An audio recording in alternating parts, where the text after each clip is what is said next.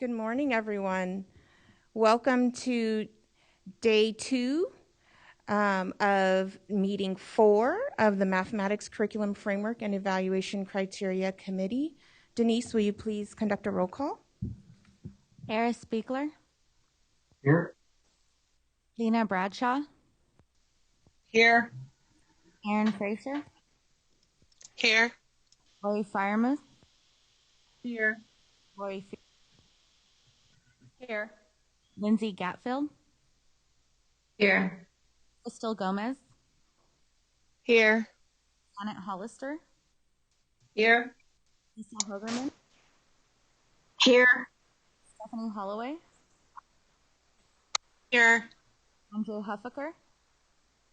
Here. Janie Kim. Here. Rebecca Pariso. Here. Rubalcava. Here. Forrest Boone. Here. Bernadette Salgarino. Here.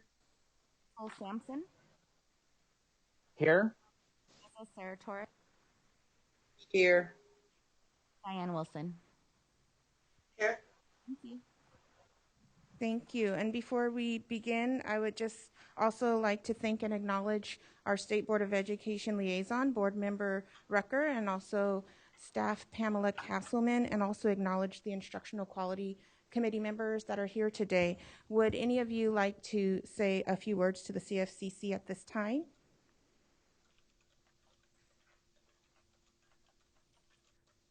Okay.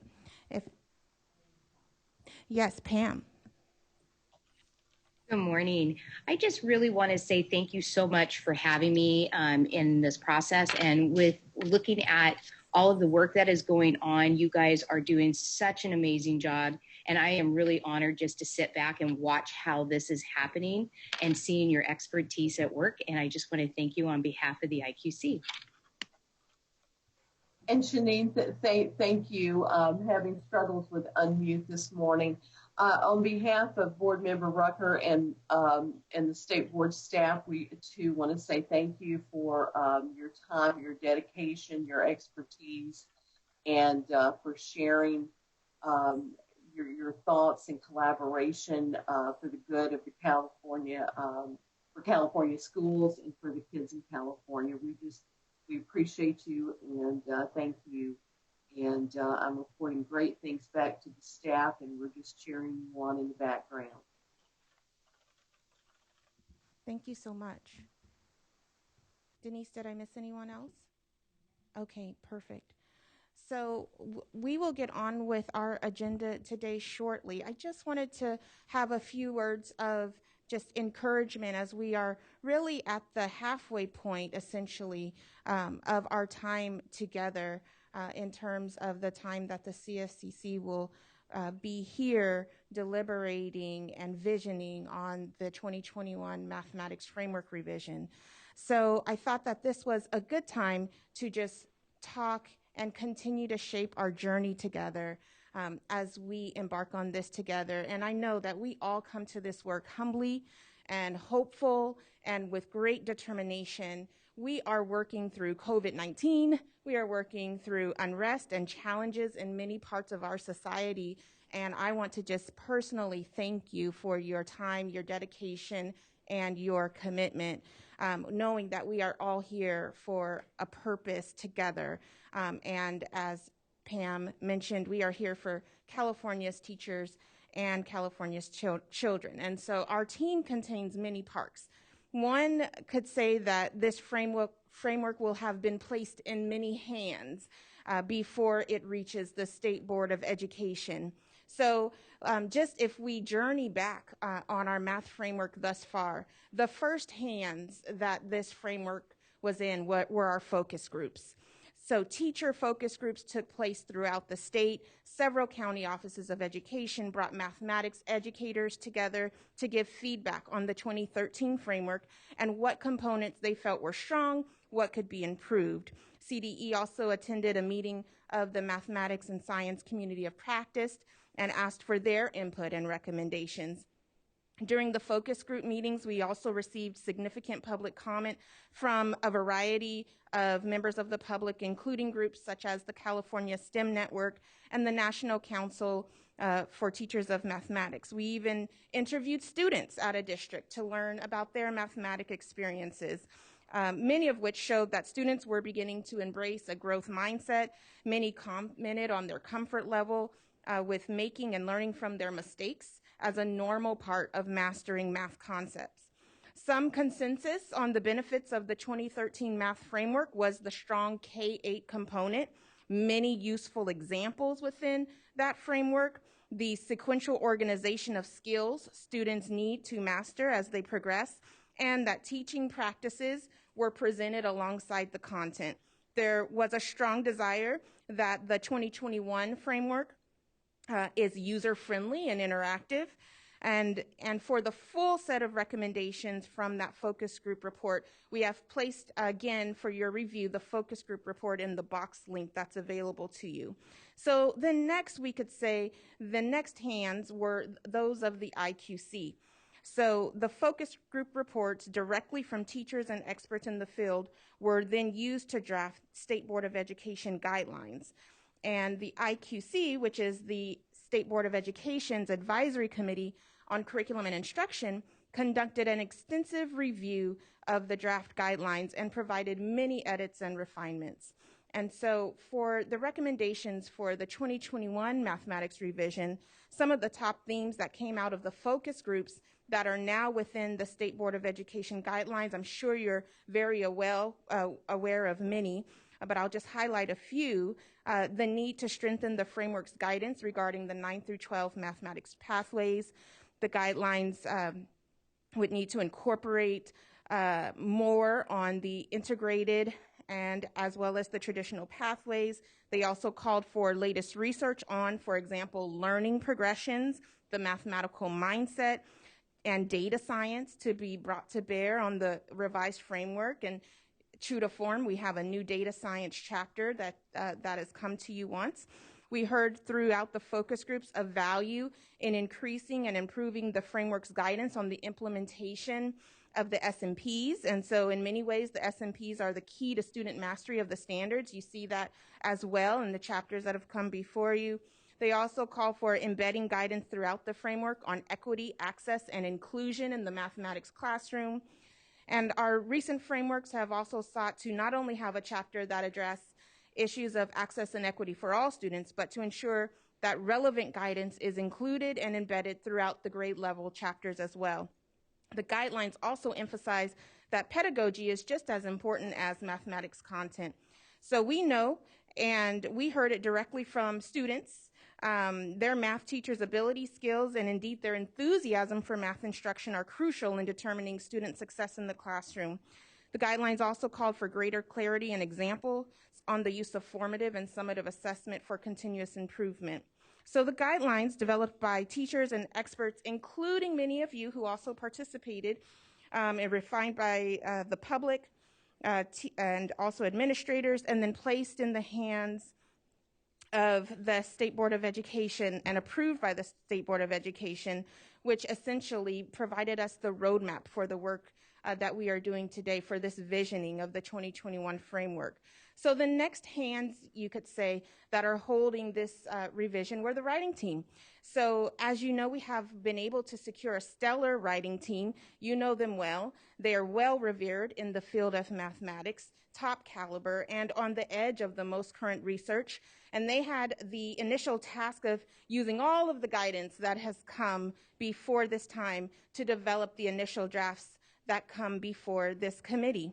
So, and also our writers are our steady hands throughout this process, as even as this framework draft changes hands, the writers see it again and again and continue to use their expertise to make refinements. And then the next hands, the hands we're at today, the hands of the CFCC, in concert with the writing team. So what's the CFCC's role? Is it merely a review of chapters?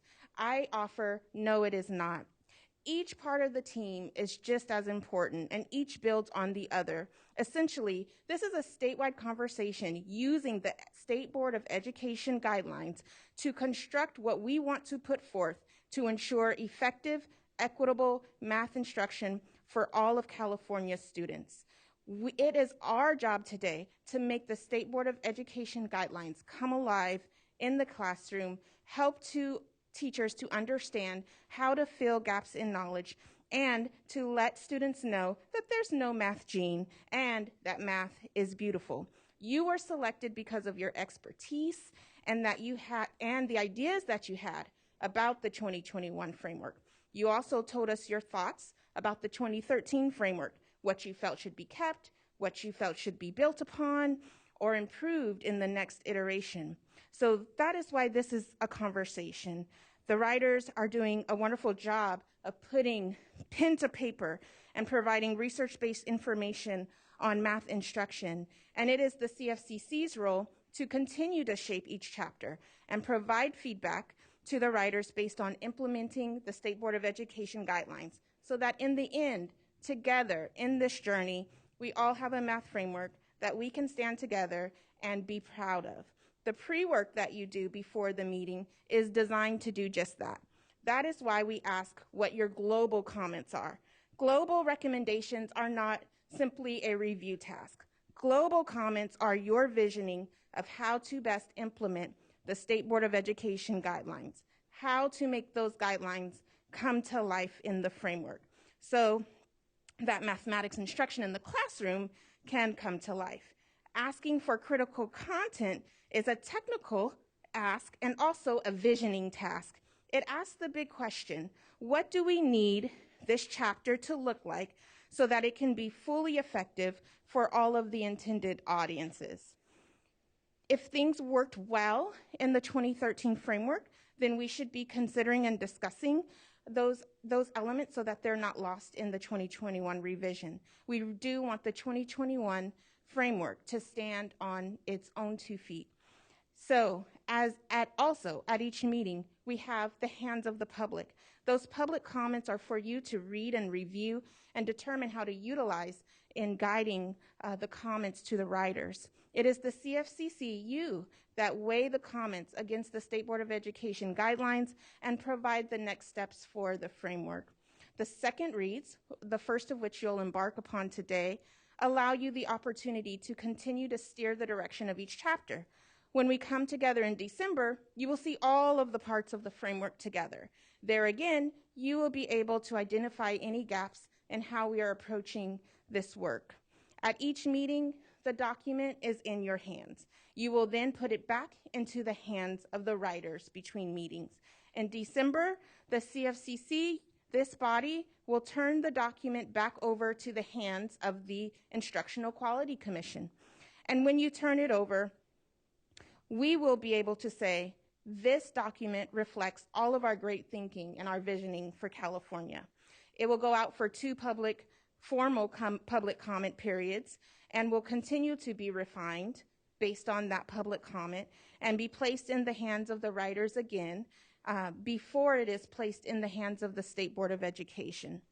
The CDE staff, the writers, the IQC commissioners, our State Board of Education liaisons and staff are all here to help along the way. We are all on this journey humbly together and to hear your rich conversation, your ideas. So today, the framework is in your hands.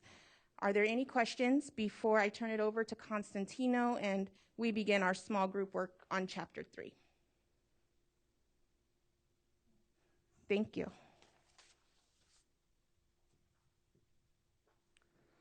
Good morning.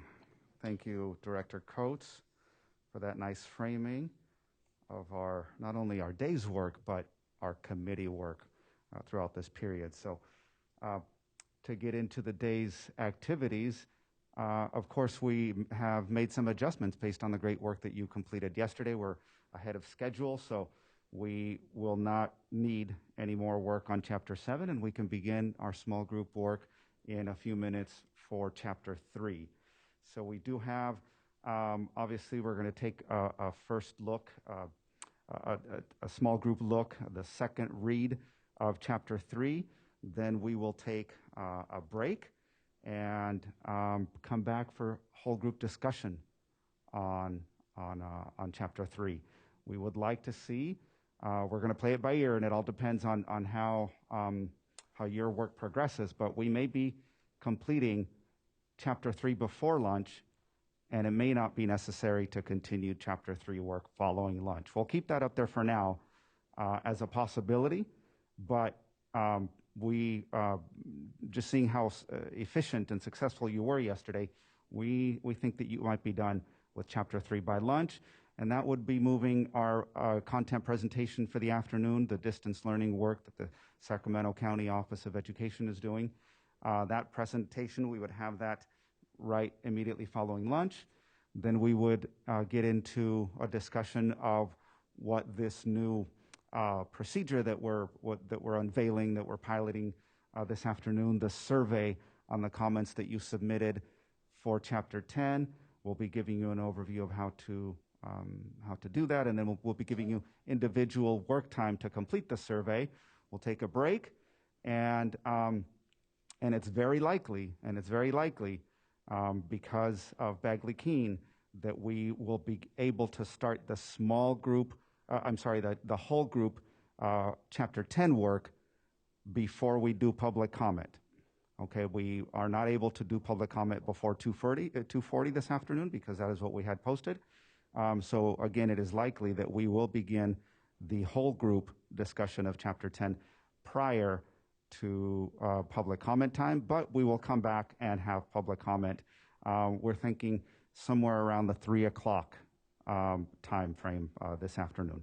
So again, it will all depend on the progress of the committee and how, if we do need more time, for example, for Chapter 3 in the afternoon and things of that nature. So, but we are hopeful if yesterday's an indication that we may be concluding that work a little earlier today, and so it's also possible that we may adjourn just a few minutes early this afternoon. So we will keep an eye on that.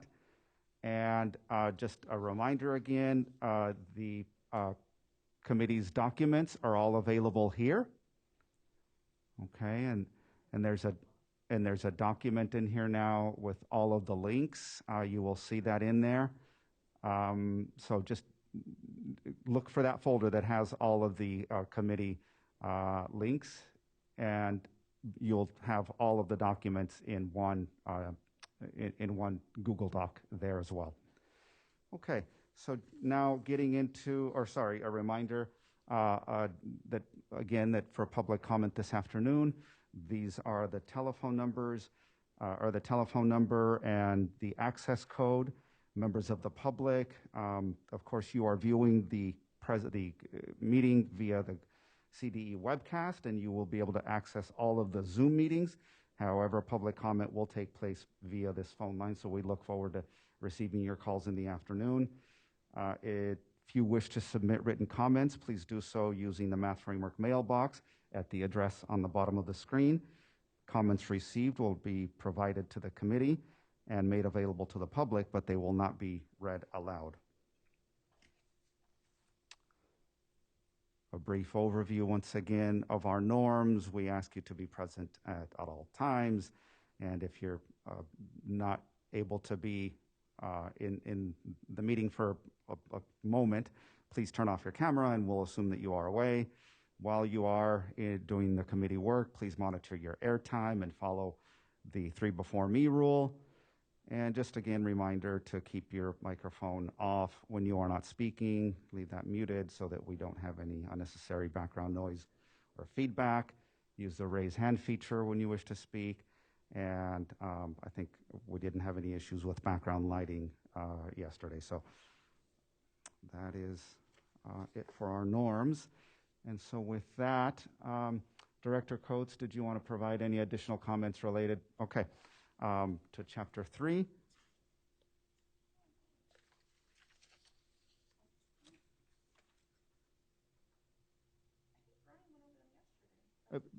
Yeah, I think there's a couple of maybe bullets to share with the Commissioner. Okay.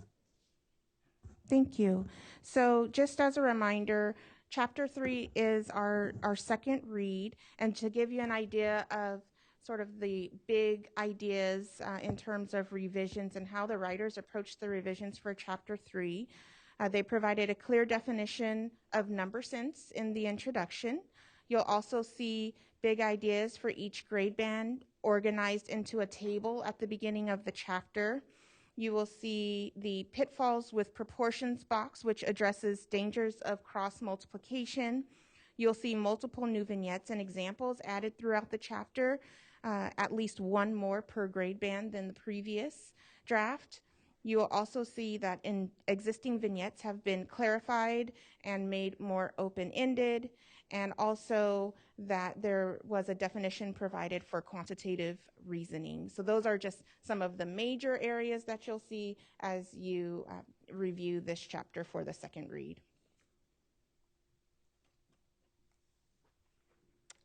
Thank you, Director Coates. And here are once again the link to the Google Doc and the address to the Math Framework mailbox. Our groups, once again, they are unchanged from yesterday. Our three groups, Alpha, Beta, and Delta. And here are our login addresses and passcodes for each of the individual breakout groups. And we are thinking, again, we'll keep an eye on this, but we're thinking at approximately 10:30 we will take a break. Okay, so with that, let's go into our small groups and begin.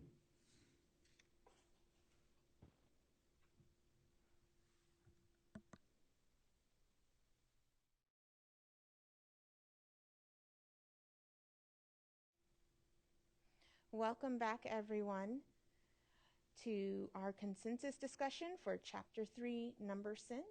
Denise, will you please conduct roll call? Eris Spiegler, Here. Tina Bradshaw, Here. Aaron Fraser, Here. Lori Firemuth, Here. Lori Fury, Here. Lindsay Gatfield, Here. Crystal Gomez, Here. Janet Hollister, Here. Lisa Hilgerman, Here. Stephanie Holloway, Here. Andrew Heffaker, Here. Janie Kim, Here. Rebecca Pariso, Here. Christina Rubalcava, Here. Theo Sagun, Here. Bernadette Salgarino, Here. Paul Sampson, Here. Rosa Saratory, Here. Diane Wilson. Here. Thank you. Thank you so much. You are now in the hands of your co-chairs.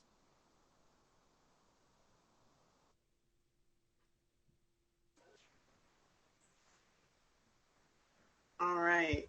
Did anyone? Yeah, that's what I thought. I will project the consensus document.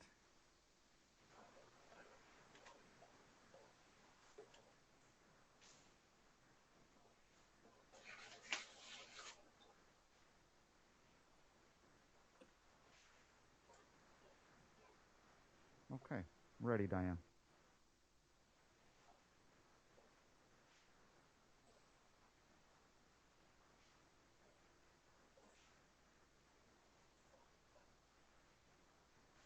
Go ahead, Diane. Ready when you are. Okay, I wasn't sure if you were going over procedures or not. Oh, I can. Do you have the procedures there in front of you? And just review what you feel would be most useful at this time, or would you like me to do that? No, I think we're probably good because we've been doing it a while now. I just wasn't sure if you wanted to start with that. But otherwise, yeah, I think we are ready to go. Does everyone have either have the consensus document or else you're going to use the one that's displayed? If if there's anyone who needs a minute to get that document, if you could raise your hand, please.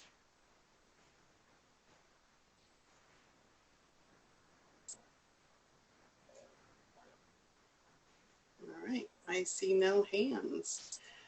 All right, so starting with any comments that are read, it looks like there was only one and it is lined out, which means that we do not need to discuss it. And that was comment 21. So we will start with comment 3, which I think we all know now in comment 3 then is followed by 4 through 9 that all refer back to comment 3. And so the first one is, I'm going to assume we really need to start at 5 unless there's anyone who wants to discuss 3 as a whole.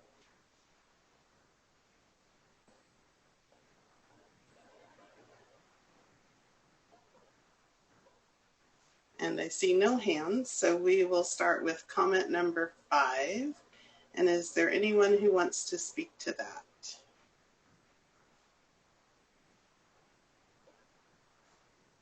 Janet, please. So this was my comment. And so the first thing that I'll say is in line 3, comment 3, I had my moment of mixing up the letters. It should be EMLS, Emerging Multilingual Students. So did a lot of switching of letters there. When I made comment 3, I just wanted to propose a variety of places rather than just saying to add more. So these are suggestions. They're not hard, fast, put it here, but places for the writers to look. All right, thank you. So with that in mind, do you want to amend comment 3 to say here are some, well, I guess it already does say possible locations include. Right, I tried to use hedge language to indicate that. All right, thank you. All right, so I'm not exactly sure how we should proceed on this one because since only a few of them are highlighted yellow, do we still want to discuss each one of them separately, do you think, Constantino? Yes. Or do we I just want to do 3? The way I read this is they all belong to one comment, but it really is like separate comments. So do you want to just break it up and take the individual pieces one at a time? Sure thing. All right. So Rebecca, do you have your hand up for number 5? Yes, I was just hoping for more information, more guidance, because I'm reading through 395 and what exactly do you want them to add in? So I'm trying to get to 395.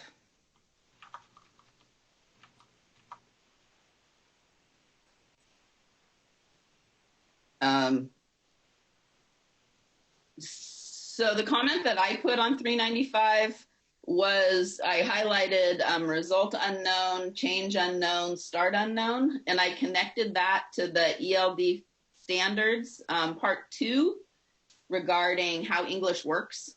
And so for English learners, the language nuances in those 3 different types might be part of something that happens in either designated ELD, but there, for me, there's definitely a how does English work ELD connection in that line 395. Wondering if it would be beneficial to add in that extra detail, because that definitely helps me a bit. So if we're amending, I could say include a connection to ELD part 2, how English works. I don't know if that's sufficient, or I didn't go into those problem types to really analyze what students would need to know, but I do know that the language changes, and for English only students, it's hard. For English learners, there's added complexity. Okay, so you want to amend your comment. Did you just want to add that on to the end? Sure. Okay, and can you say it one more time, please? Include reference to ELD Part 2, how English works for designated ELD. Or whether it's, I think it probably is designated ELD.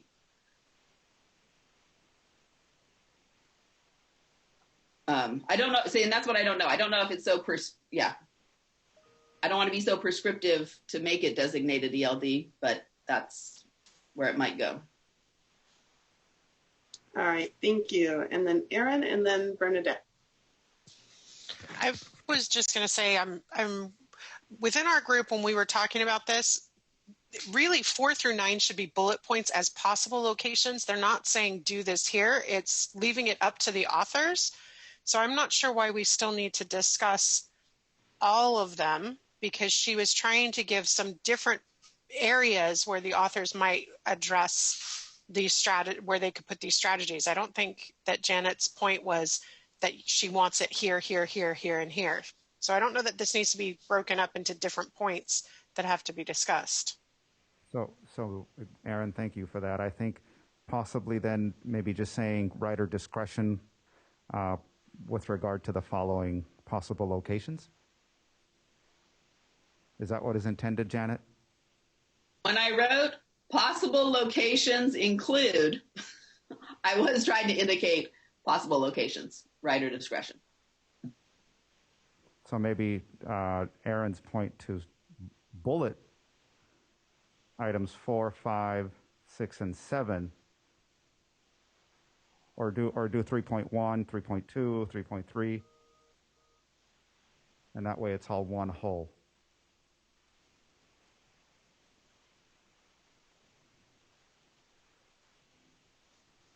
So when that happened, when we were in small groups, it changed all the numbering and then that caused problems. But now that we're all back in one group, maybe the renumbered.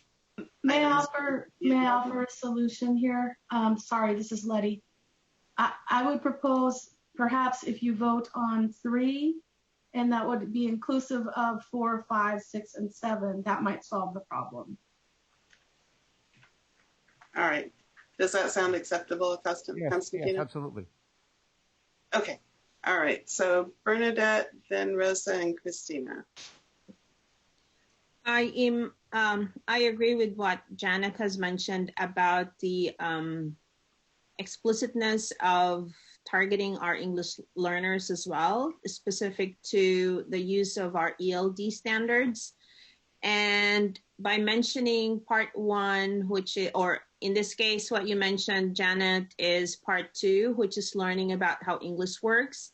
And that actually is very beneficial for how our students are going to be supported in the way that they are making meaning of those terms that are challenging for them to understand. So there is in our ELD standards specifics as to how this could be helped. And I agree with Erin as well, that writer's discretion as how this could be enhanced will be helpful and beneficial for our team to now discuss the next steps.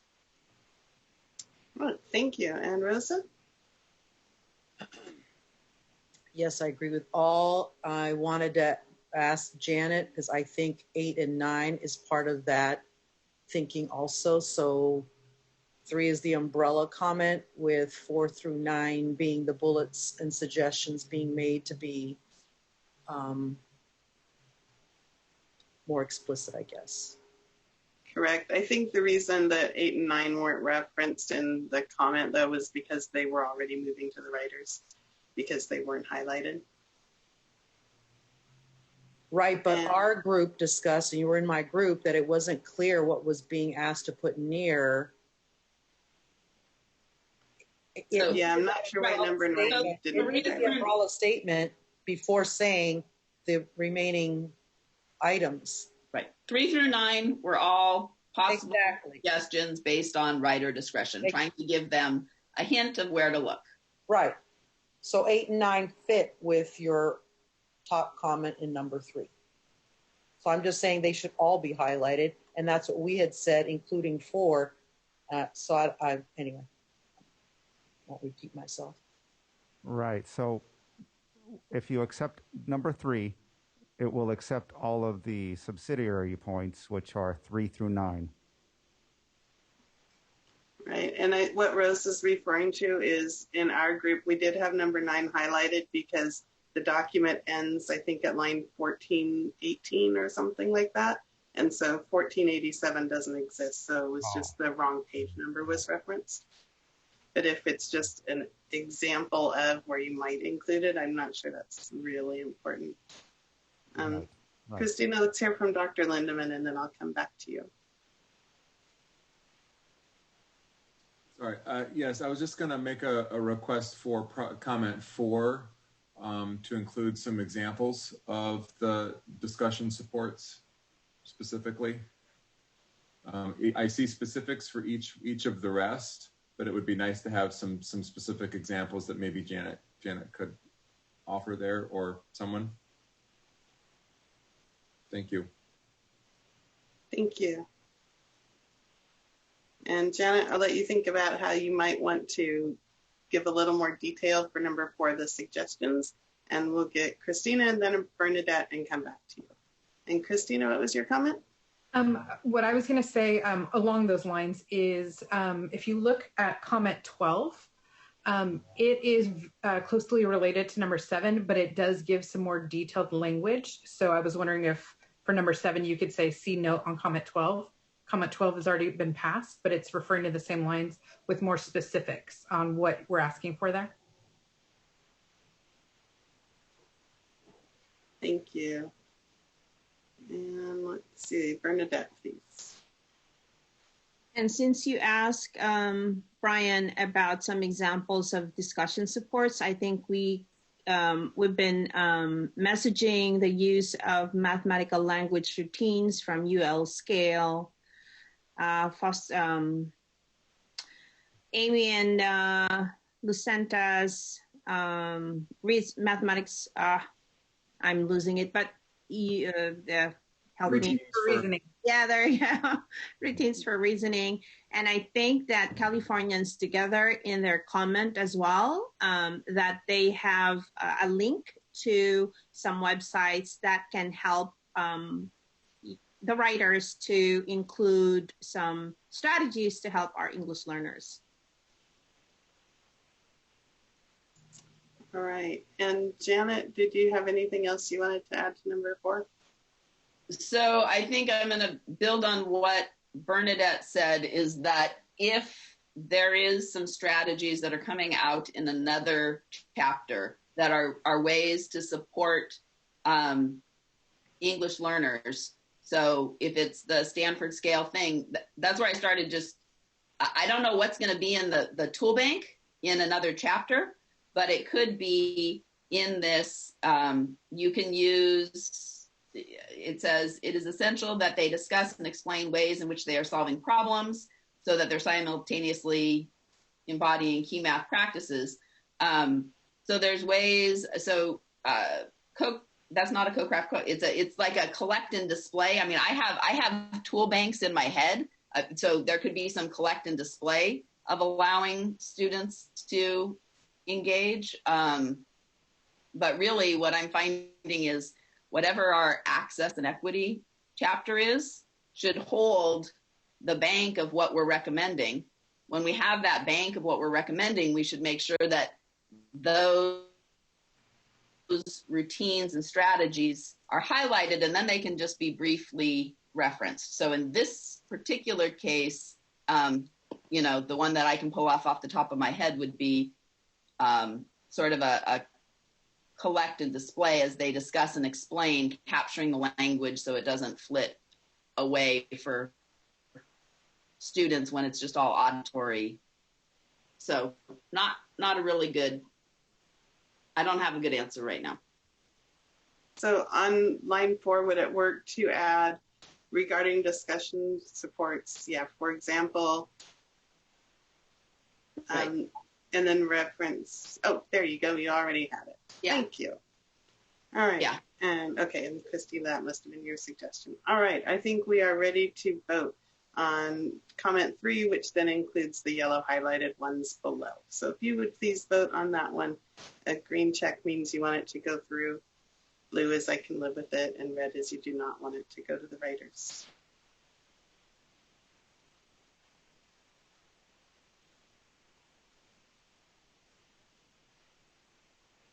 We have 18 yes and 1 I can live with it.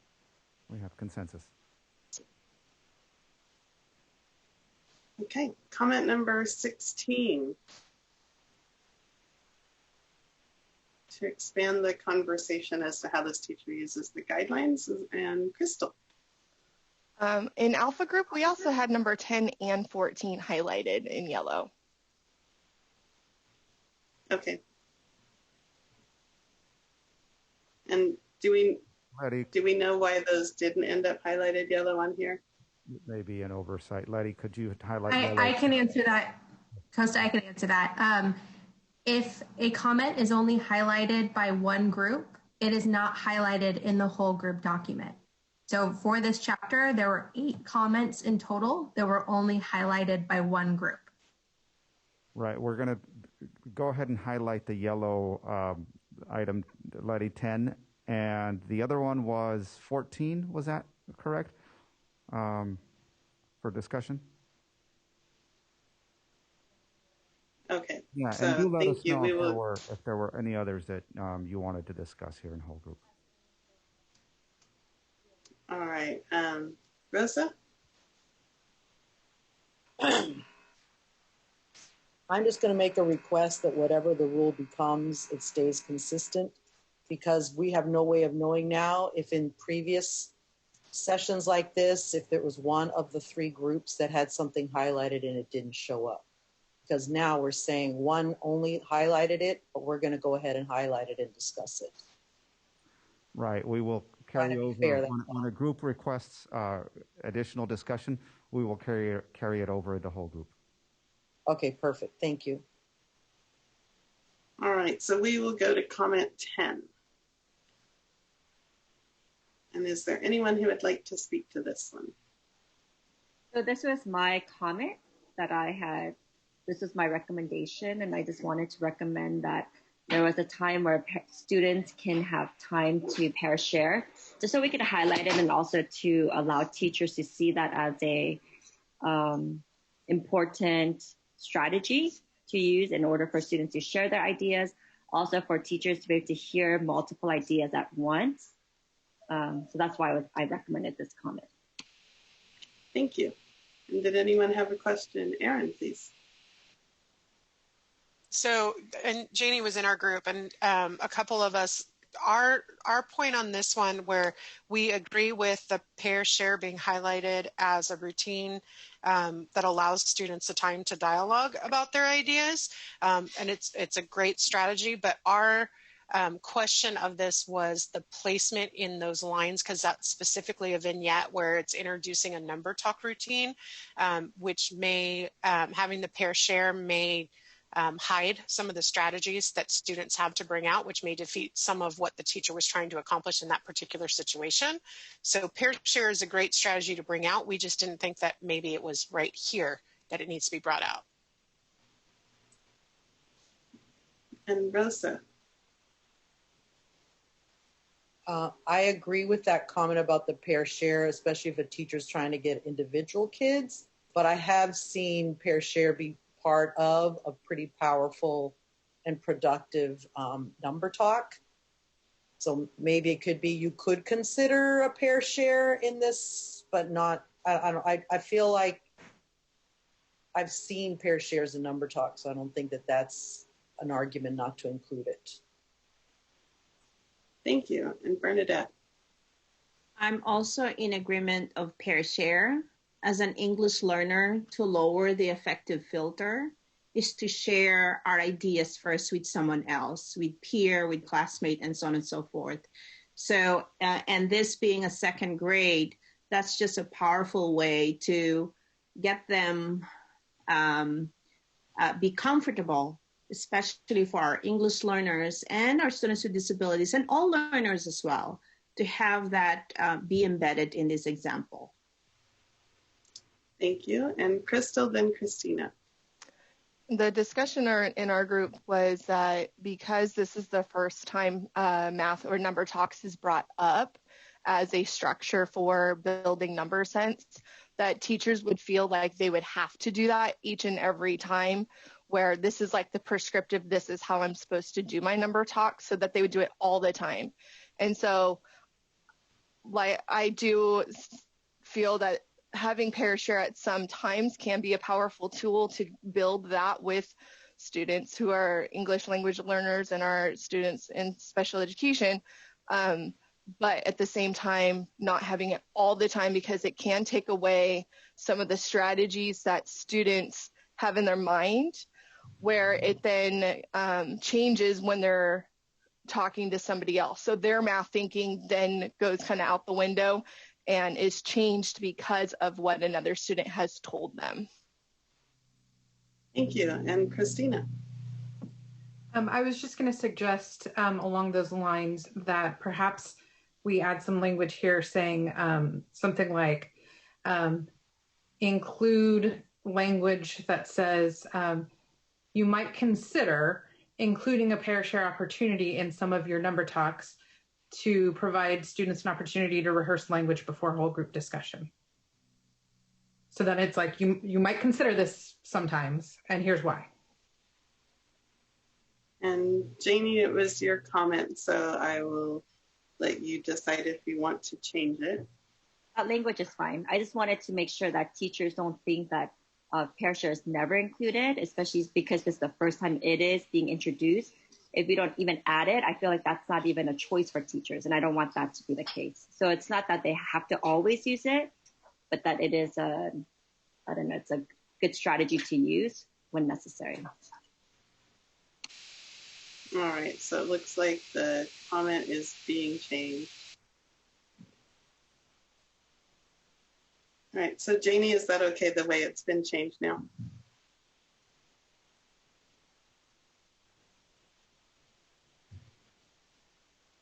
Perfect, great, thank you so much. All right, can we please vote on comment number 10 the way it stands now?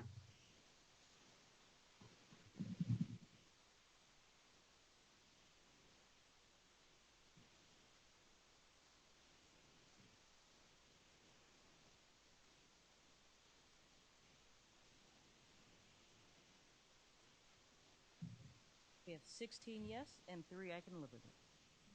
We have consensus?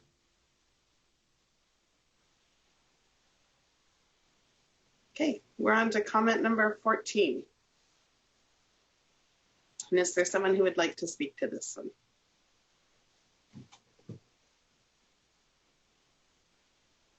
Janet. So this was a conversation that we had in our group. We were looking at 13 that was suggesting some work around integrated ELD. And then 14 was talking about designated ELD. And so we just kind of like to hear what, we weren't sure if we all have a common understanding of what integrated and designated ELD is, and wanted to hear more from the persons that wrote it so that we could understand what this comment meant regarding designated ELD. Thank you. Lori Fury. So integrated ELD is usually provided in kind of a whole classroom setting where all of the students are engaging with the mathematics, and there's language supports provided for all, such as sentence frames and sentence starters. And designated is specific work around language development for the student. So it doesn't necessarily have a math focus, but it can definitely be done in mathematics. It's more about the structures in the language and the functions of the language. So when I was reading that part, I thought the guiding questions, judicious coaching, and corrective feedback could be integrated supports that students are getting, but then I was wondering if that alone would suffice for the designated that we're required to provide for our students. Thank you. And anyone else want to speak to this one? Oops. Janet. So I'm just wondering if there could be more detail provided to the writers, because I'm not sure that I would like to provide them some guidance on how to do that, as opposed to just saying, but I agree with you that in designated ELD, but what does that look like? And I tried to do that earlier and I couldn't do it on the fly, so I don't totally expect you to be able to do it on the fly. All right, thank you. Bernadette? I was thinking about that as well, and I wonder if a recommendation could include in the vignette something around emerging ELs may be pulled aside to focus on the mathematical terms that are, challenging to understand in this lesson, something around that, so that within that vignette is also a strategy for teachers to differentiate with, to focus on amplification of the language. Thank you. And Lori Fury? Thank you, Bernadette. That's really helpful. I also noticed that in this vignette, the teacher is about to ask students about how do your locations compare. So potentially one ELD designated kind of activity the teacher could do is work around what the language of comparison is and giving some structures for students and practice for students about doing comparison.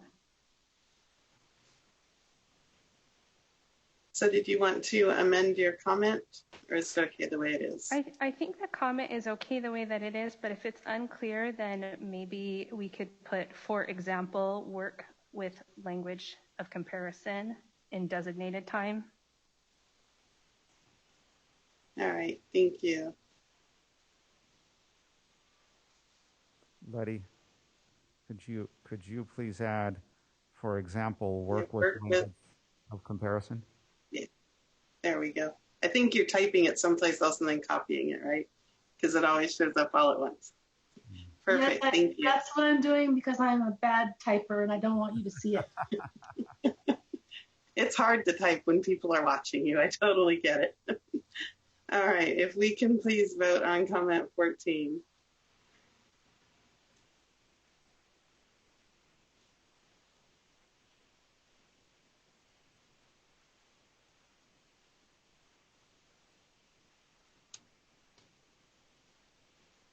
We have 18 yes and 1 I can live with it. Consensus. All right, thank you. And comment number 16. Anyone who would like to speak to that one? Christina. I think in our group, we highlighted this because this was the line that did not exist in the chapter. So we figured this goes somewhere, but yeah, we just wanted to figure out which line they were referring to. Okay, so I think we decided yesterday we don't really need to vote on these, right? It was just to correct the line number. If it's just correcting the line number and there are no issues with the recommendation, let's just get a quick consent on that. Okay, really quickly, Nick, Cole has his hand up, and also Lori Freeland.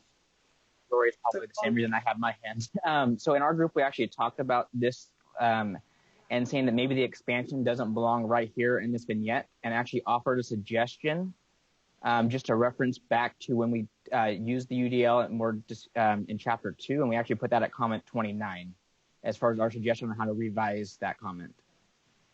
Just so we know. That's why it's highlighted yellow from our group as well.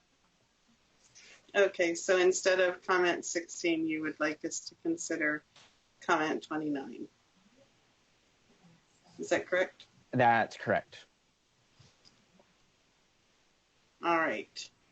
So we do need to vote on comment 16, and if we vote to turn it red, there's a time to reconsider the same idea down in comment 29, which we will be getting to today. All right, I see no more hands, so we will vote on comment 16.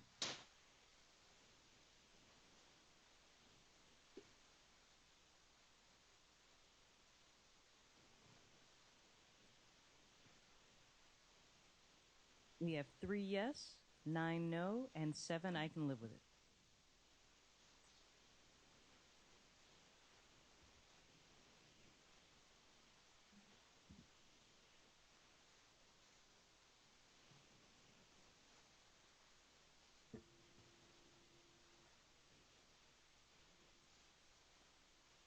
We do not have consensus to move that forward. So it will be taken up again later in Tier 4. Correct. All right, comment 17. Jamie. So this was again my recommendation, and I don't know if it's unique to LAUSD, but a lot of our teachers have kind of, they're not able to distinguish between strategies versus tools. So although the language here, it says some strategies to help students develop understanding fluency with addition and subtraction include the use of. So I know the use of allows, teachers to understand that those are tools that students might use. I still feel like teachers may confuse, like let's say, they may say, what strategy did you use? And students are like, rec and recs. Or you see those posters in the classrooms where they have math strategies and they say like number line, rec and recs, and they don't really see how those tools are being used and strategies are the thinking behind it. So I'm not necessarily saying that the definition has to be in this spot here, but I feel like somewhere it'll be a nice place to define the difference between strategies and tools. So. Right, thank you. And Bernadette, then Stephanie. So in our group, we actually strike that and we added some revisions as to how we can reward that. And that's in Tier 4, 17. It's comment 31. Oh, there you go. Comment 31. All right, so we can take a look at comment 31.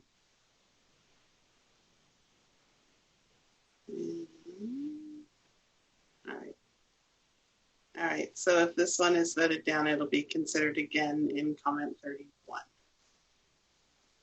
All right, I see no more hands, so we will vote on 17, please. Oh, Janie, go ahead. Oh, never mind. Actually, I was gonna say that actually is kind of what I wanted. So I don't know if we could I just wanted a place where teachers can see the difference between them. So I'm fine with that revision of the language. Okay, do you just want to strike this one then as the author and then we'll vote on the other one? Yeah, that's fine. Okay, is there anyone who objects to that? I see no hands. All right, so that one will be removed. And then I believe we are on the additional comments, starting with Alpha Group. So comment number 23. Is there anyone who has any questions or comments on that?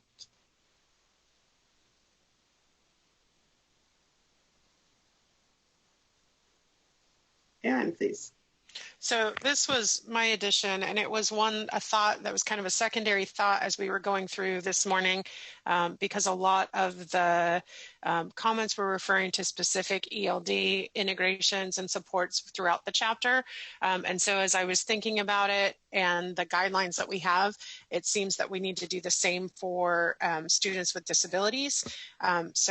But my problem and the way this is worded, I don't really know how to do that specifically or give more specific guidance, but we had come up with the work of Rachel Lamb and possibly if UDL as it relates to math strategically described earlier somewhere, then that could be referred. But to make sure that all of the recommendations in terms of ELD, that we're all doing similar things for students with disabilities within the vignettes. All right, thank you. And Janet? So I'm just going to say that I called out Rachel Lambert in this work. I'm pretty sure that she's worked with another state organization because she has a whole UDL framework for math that's kind of drafty. And I heard it from somebody at a county office. And so I'm curious about how these two organizations, I don't know what the other state office is that the teams are working, but there's definitely math specific work being done related to UDL. So, and also in a state organization. I can't make the connection though. Thank you. And Bernadette, then Christina and Lori Fury. Two things you may, from what you just mentioned, Janet, that could be Rachel Lambert and the community of practice, CFCC Math. But I also would like to add on to what our special ed director speaker yesterday, that he also mentioned the work of Dr. Sarah Powell from Texas, University of Texas, Austin. And she also has the UDL component and mathematics especially for our K through 5. So this could be also a part where we can include as a way to reference mathematics and UDL. Thank you. So do we want to add that on to refer to Rachel Lambert and Sarah Powell? I'm good with that. Okay, thank you. And Christina, you have your hand up. Yeah, I was just going to add on to what Janet was saying. It was actually through the CFCC CISC math subcommittee. There is a subcommittee within that started working on some guidance and was working with Rachel Lambert to develop more guidance, but it is in draft form and it hasn't been shared out yet. Thank you. Anyone else? All right, can we please vote on number 23?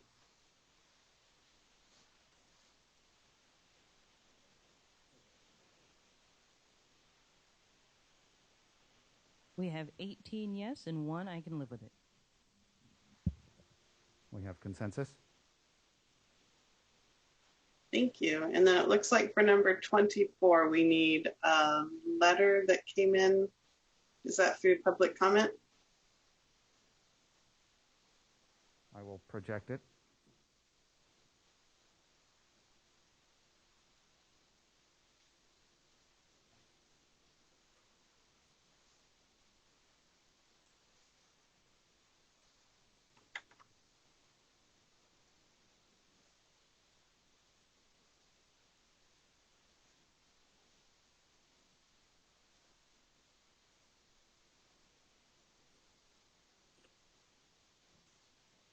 Oh, I'm sorry.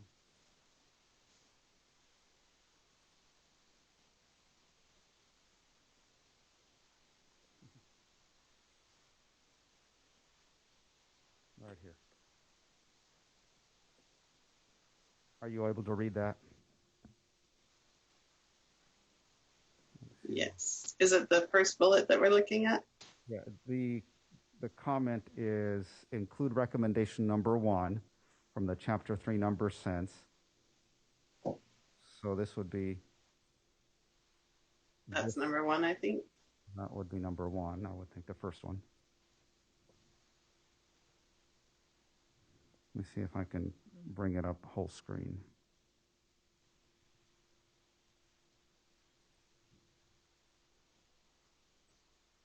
Hope that helps.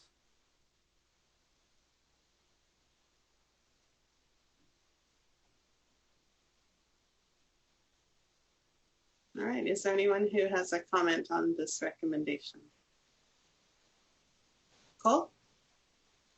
While I completely agree, I think that we've already kind of called that out a few times in our recommendations as well in our time together and through our comments as well to the author. So I'm not sure that we can put it in there, I guess, one more time just for a good measure, but not sure that it's necessary. Thank you. Anyone else? Stephanie.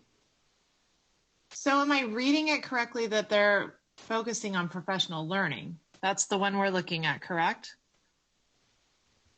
As I read this, it's the first bullet. The first bullet. So Cole, I'm wondering where else was the professional learning in previous recommendations.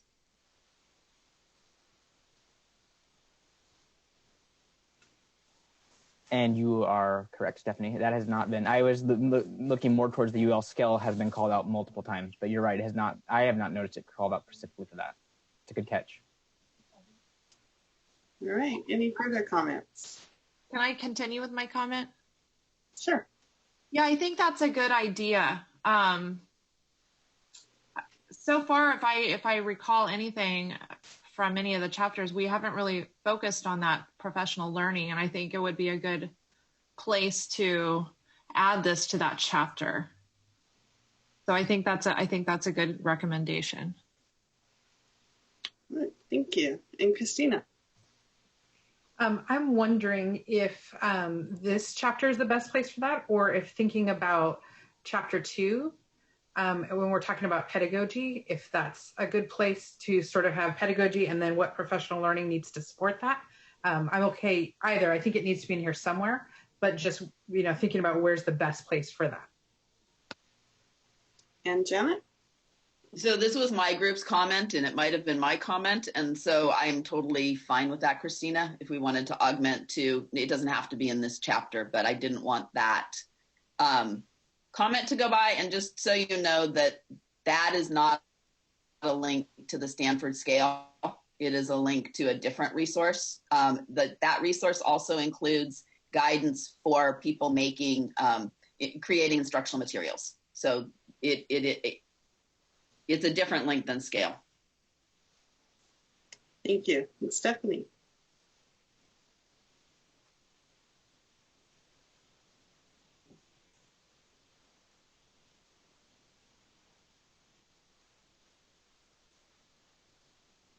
And Stephanie, did you have an additional comment? Yeah, sorry. If you were calling on me, I cut out there for a second. The comment as it reads is saying that the chapter should also lift the areas where we need to empower teachers to teach number sense. So if we're looking at it that way, and it is the number sense chapter, it might be a good idea to insert it somewhere in there as well. Maybe in the introduction. All right, thank you. And I see no more hands raised, so I think we're ready to vote on this one. So if you would please vote now. Oh, Christina just raised her hand. Go ahead. Sorry, I was trying to get it in before we went to the vote. I feel like as the comment 24 is written, we're accepting that comment as a whole. And I saw sort of two different layers. So what Stephanie was just saying about lifting up number sense in the number 7 chapter, that's one thing. Talking about professional development, including in this chapter, is a different idea. So I feel like there's two parts to this comment that we might want to treat separately. Okay, and Stephanie? So the way I'm reading it is the empowerment of the teachers comes from the professional development opportunities. So to me, it seems like it's all encompassing.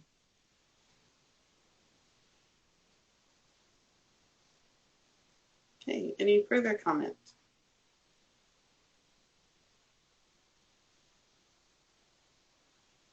All right, go ahead and vote, please.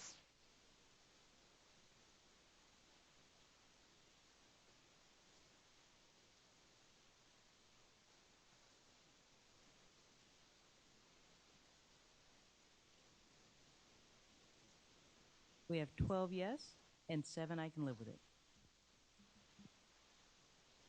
We have consensus.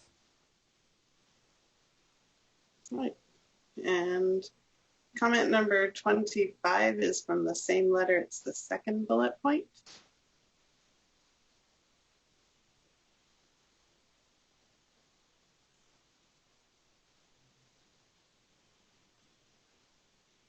And is there anyone who would like to comment on this?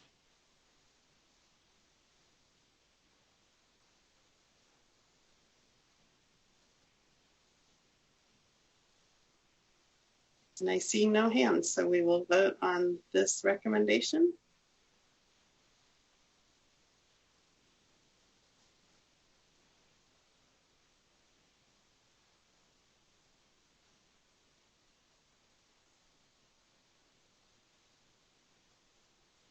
We have 17 yes and 2 I can live with it.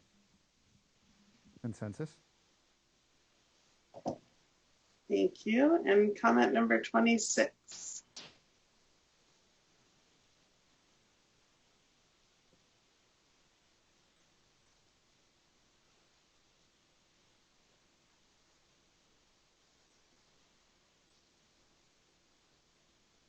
This is the letter received. Says public comment line 1074 to 5. To 75.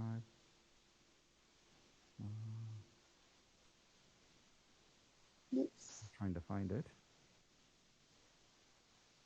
It's on the second page. There it is.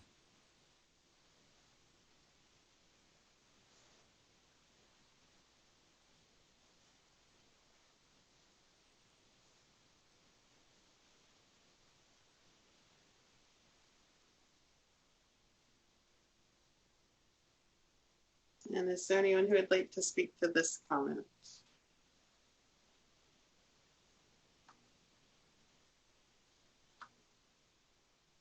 Aaron. So just briefly, I wanted to add this in. This is in the paragraph where it's talking about the number line and the development of the use of the number line as a tool. And it's talking about how it goes into coordinate grid in grade 6, but it's introduced in grade 5. So I think that needs to be included in that paragraph. All right, thank you. Anyone else?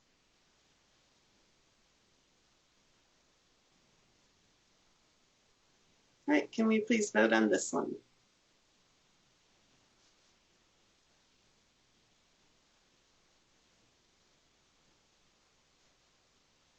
We have 17 yes and 2 I can live with it. Consensus? All right, thank you. And comment 27, it just looks like it's a correction. It's not something we have to vote on.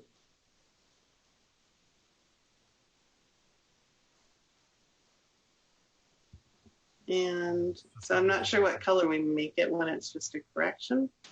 It's just an observation. Yeah. Leave it unhighlighted for now. If we highlight it, it means it was discussed and voted on. So let's just leave it unhighlighted for now, and we'll make a comment. All right. All right. Comment number 28.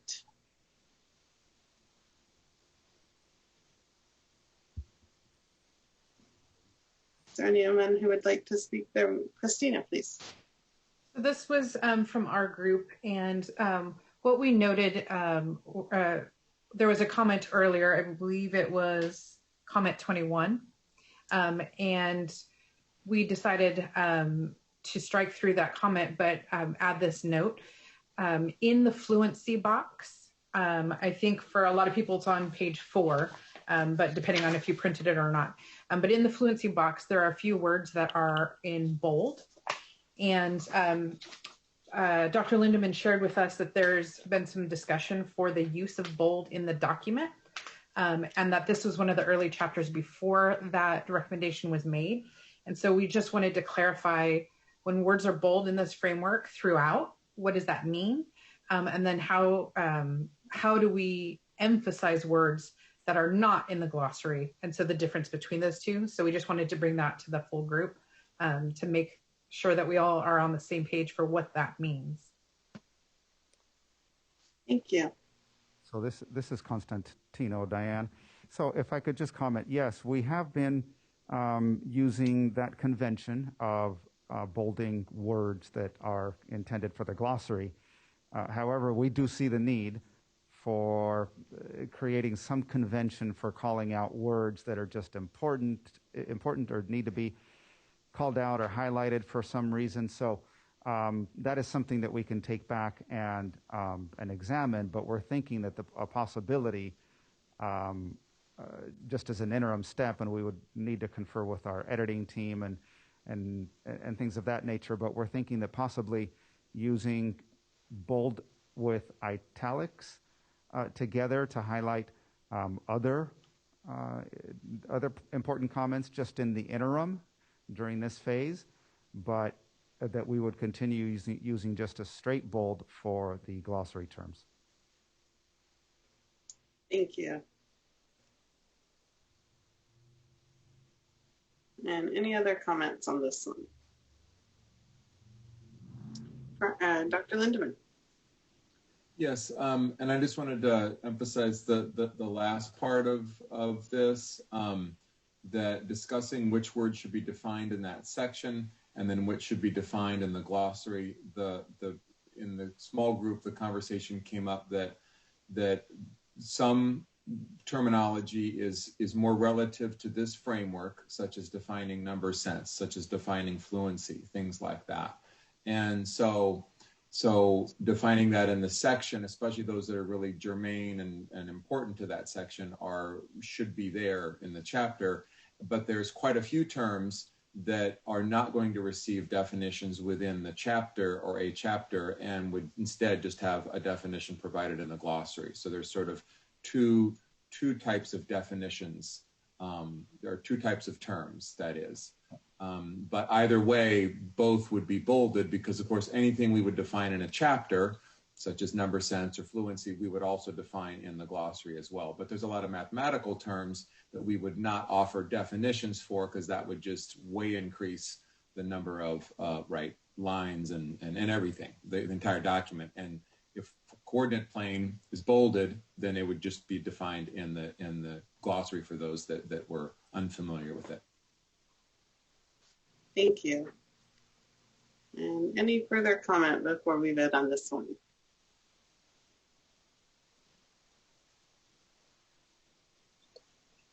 And I see no more hands, so can we vote on number 20? Oh, Rosa, go ahead. Sorry, somehow I got booted off for maybe a minute and a half. So I don't know if you discuss if it's going to be the bolding means it's going to be in the glossary, or the bolding is going to mean that it's a word we are emphasizing in the framework. Because that's where we left off in our group, that a couple of us felt that when you bold a word, that means pay attention to this. Not necessarily, I'm bolding it, here's, go find the definition. And if you discussed it already, I'll step back. No, we didn't discuss that part of it.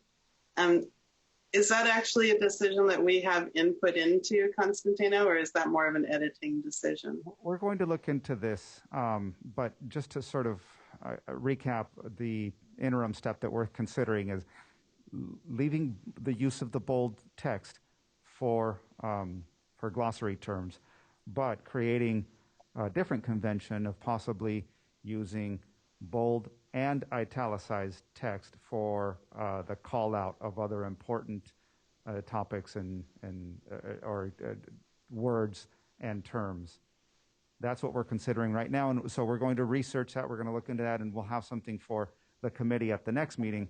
But that's kind of our initial thought on that right now. Okay, thanks. All right, thank you. Anyone else?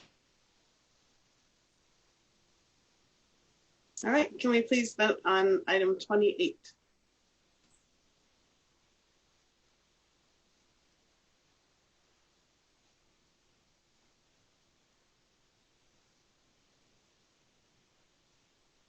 We have 13 yes, 1 no, and 5 I can live with it. Consensus? Great, thank you. And it looks like there is no 29, so we will go on to number 30. It'll revert. And I'm not. It'll revert back to 29 as soon as Letty. I'm sorry. That's all right. I There we go. messed it up. That's all right. Okay, there we go. 29, does that first 16 refer to comment number 16 above? Right. This is the rewrite of 16. There we go. All right. So comment number 29. Any additional comment on this? I know we talked about it earlier.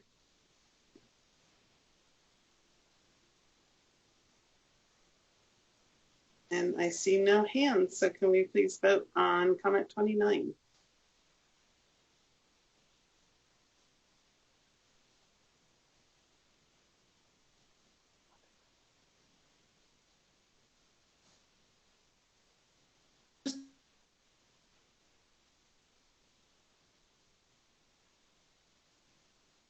We have one vote outstanding. Janet Hollister.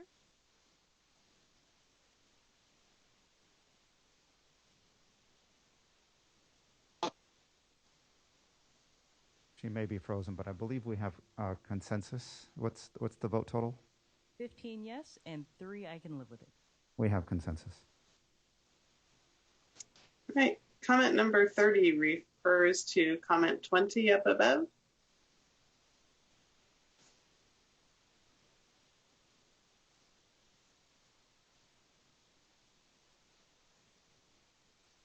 And I see no hands, so can we please vote on number 30?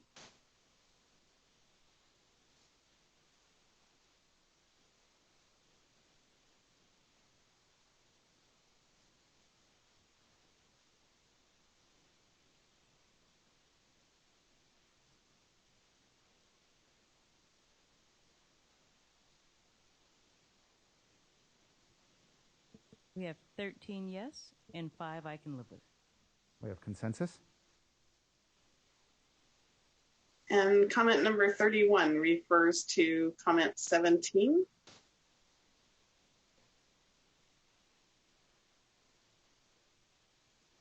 Laurie, go ahead.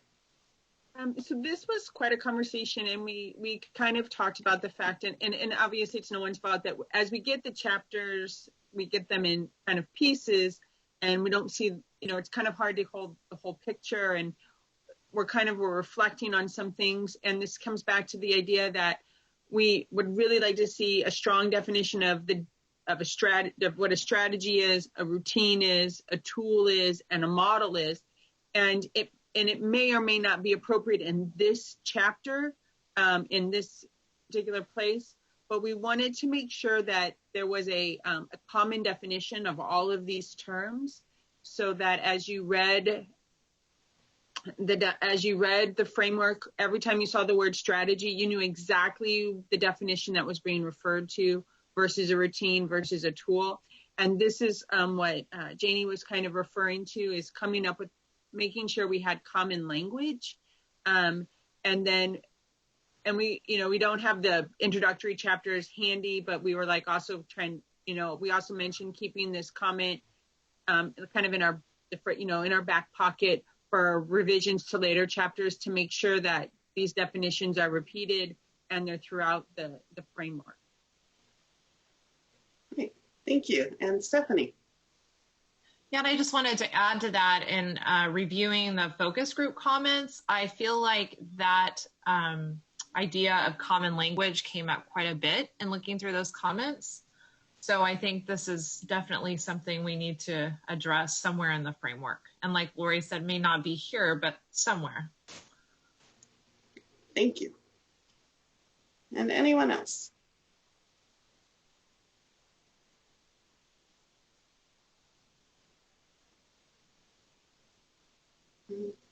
And if you would please vote on number 31.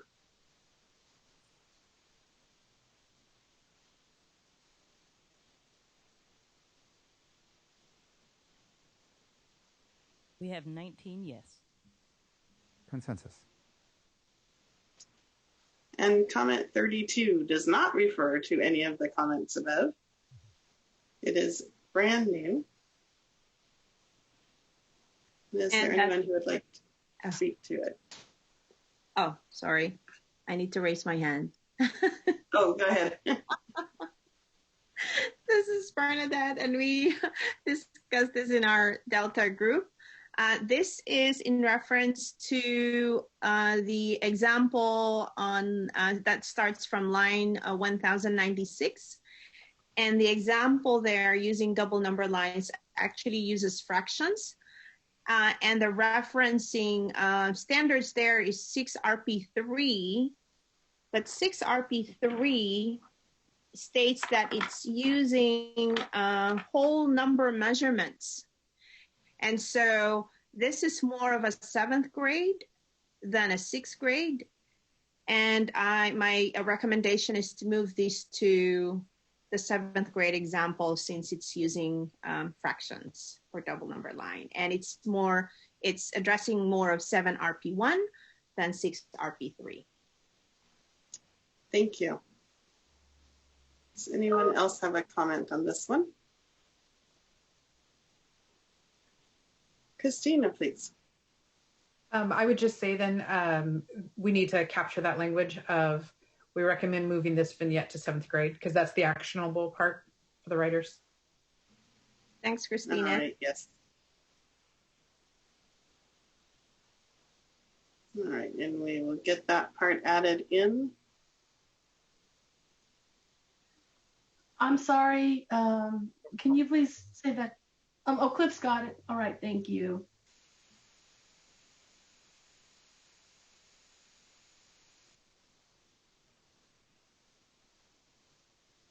All right, thank you. Anyone else who would like to speak to this one?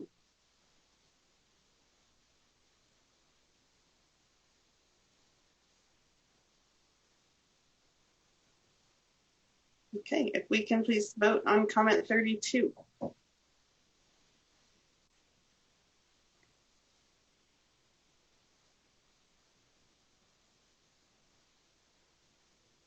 Yes. And we have consensus. All right, and that is the end of the comments. Congratulations, committee. Once again, you have been very efficient with your work and you have completed your whole group discussion. We have now the gift of time where we will break for lunch and we have an extended lunch. We will resume at 1 o'clock in whole group when we have our presenters all confirmed that they are okay to be moved up to 1 o'clock. So we will begin our afternoon with the distance learning guidance presentation by our colleagues from the Sacramento County Office of Education and continue on with the review of Chapter 10 after that. So have a good lunch and we'll see you at 1 o'clock back in the main room. Here. Bernadette Salgarino. Here. Paul Sampson. Here. Rosa Serratore. Here. Ann Wilson. Here. Thank you. Thank you so much. So next we are pleased to welcome Dr. Nancy Hirota to the meeting. She is here to provide a brief overview of the work she and her team at the Sacramento County Office of Education are developing through a state grant that they have received. And within that grant, they are developing distance learning guidance, which includes the areas of mathematics, which is our focus. So we are pleased to be able to provide this information to the committee as you prepare to review Chapter 10, Technology and Distance Learning in the Teaching of Mathematics, and as we make connections to the work that the Sacramento County Office of Education will be completing and our chapter of the framework. And so, Nancy, we will pull up your presentation and then we will turn it over to you. Great. Well, thank you. And Shanine, somebody will transition the slides for me as we move through. Is that right? Yes, you just give us the signal and we will advance the slides. Okay. Well, first of all, thank you so much for providing this opportunity for me to share highlights of a new initiative that we are working on.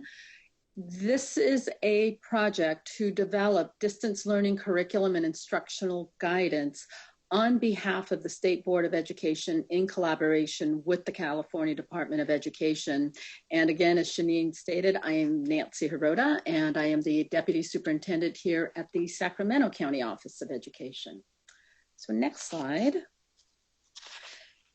This project was initiated through Senate Bill 98. And in the bill, Sacramento County Office of Education was named in the bill to lead this work, again, under the direction of SBE.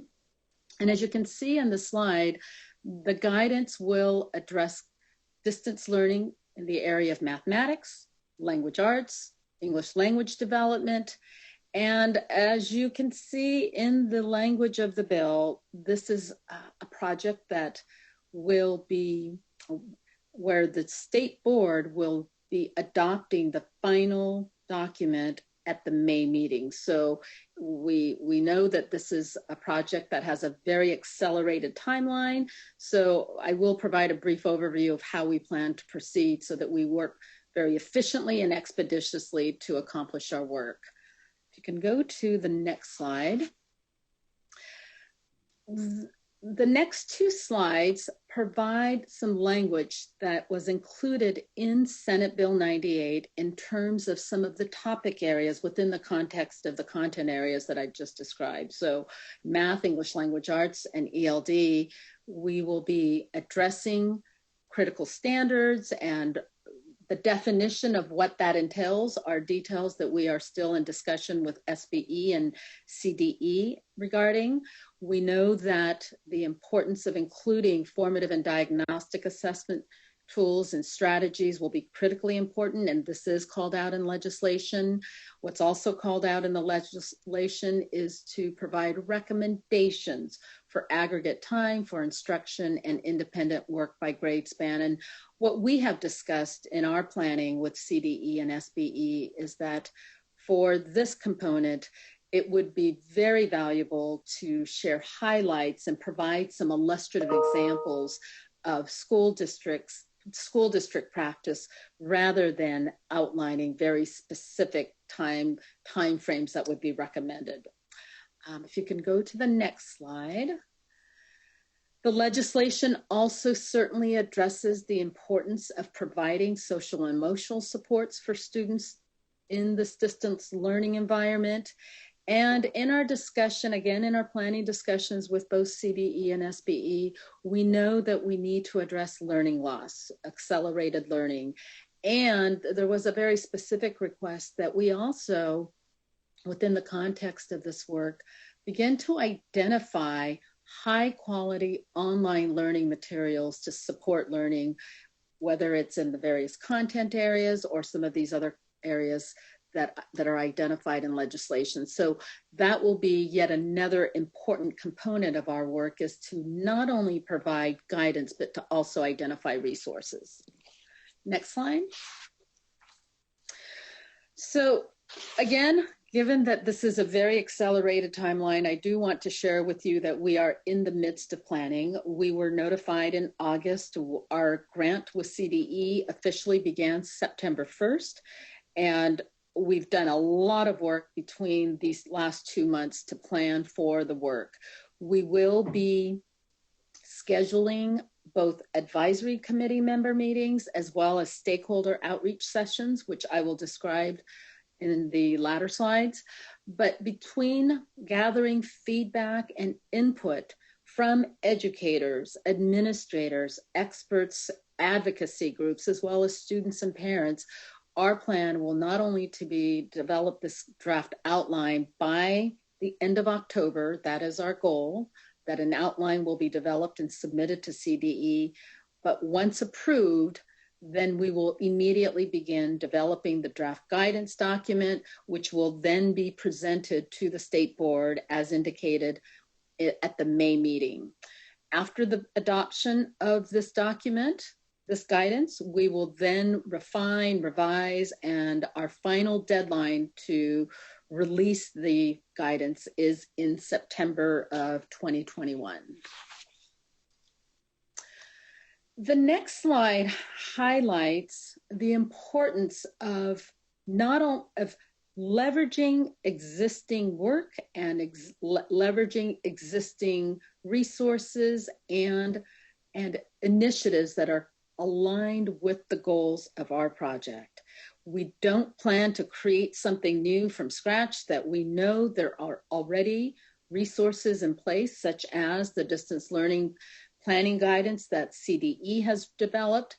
The work of this committee will be critically important to help inform. And in fact, Brian has graciously agreed to serve on our advisory and to provide guidance so that we do have connections in the development of our project and to ensure that there is that communication and alignment with the work of this committee. We are also we've had several meetings with the California Subject Matter Project, and we have yet another meeting scheduled tomorrow to finalize and really think through what the partnership will look like in terms of how we tap into the experts and the strong team of content experts through this project. So we are working on developing a specific plan for that partnership. And then certainly as county offices of education have developed resources and have developed just a wide range of supports for school districts, we know that it will be critically important for us to leverage and to tap into the resources that are also being developed by our county office colleagues, as well as school districts.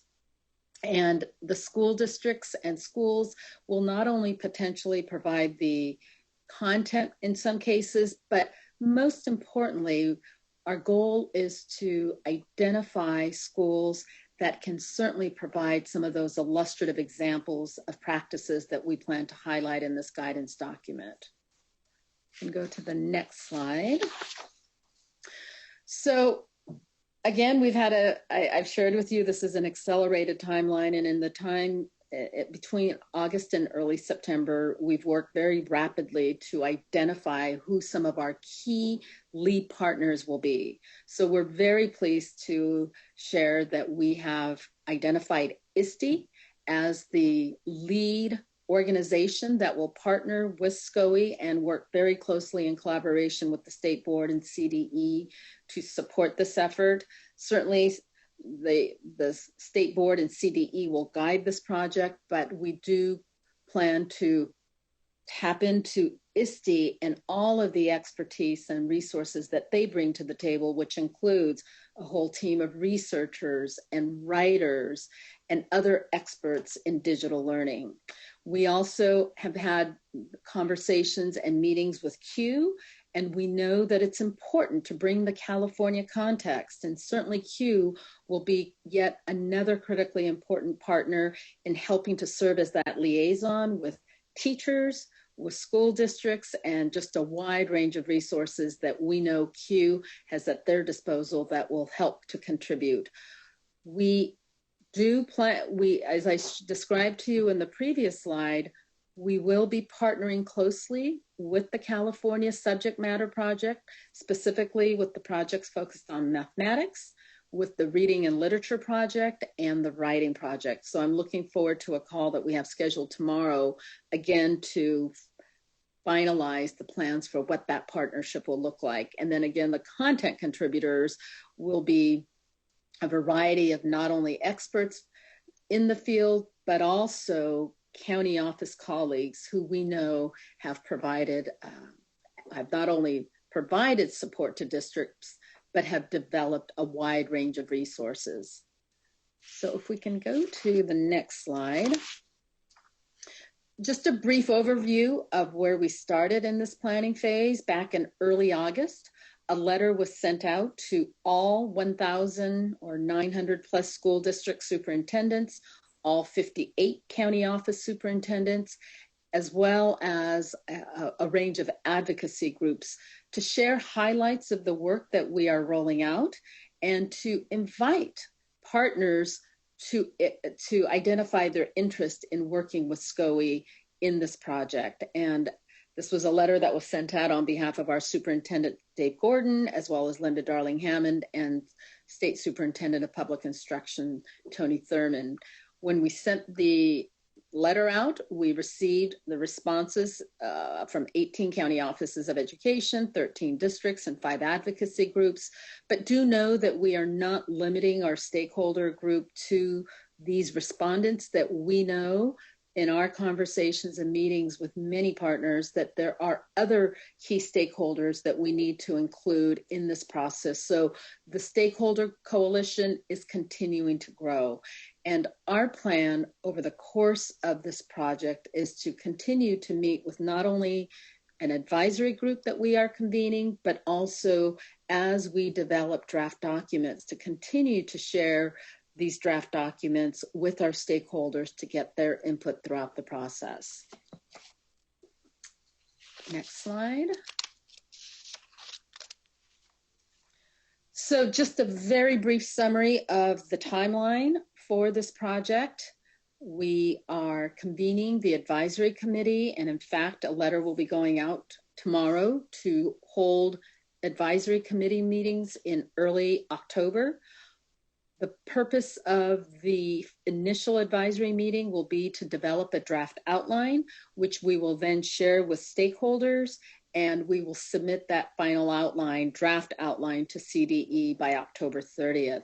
And as you can see, between November and April, this is where we will be spending the bulk of our time developing the draft guidance document to be presented to the state board.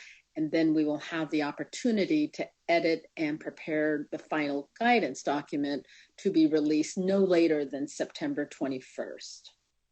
So I believe this is the final slide in terms of just a very broad overview of this project. And we know that there's an important alignment and intersect with the work of this committee. So I really appreciate this opportunity to share highlights of our work. But again, do know that we will be continuing to have discussions and ongoing meetings with leaders of this team to ensure that alignment and that collaboration between our project and your work. So I don't know, Shanine, how much time we have, but if there is time, I certainly can answer any questions. Thank you so much, Dr. Hirota. Do we have any questions, Denise? If so, please raise your hand on your Zoom.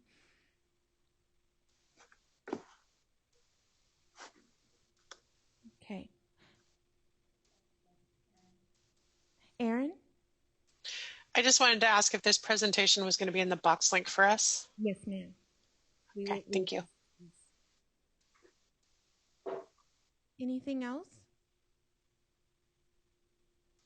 Okay. Oh, yes. Rosa? Yeah, I guess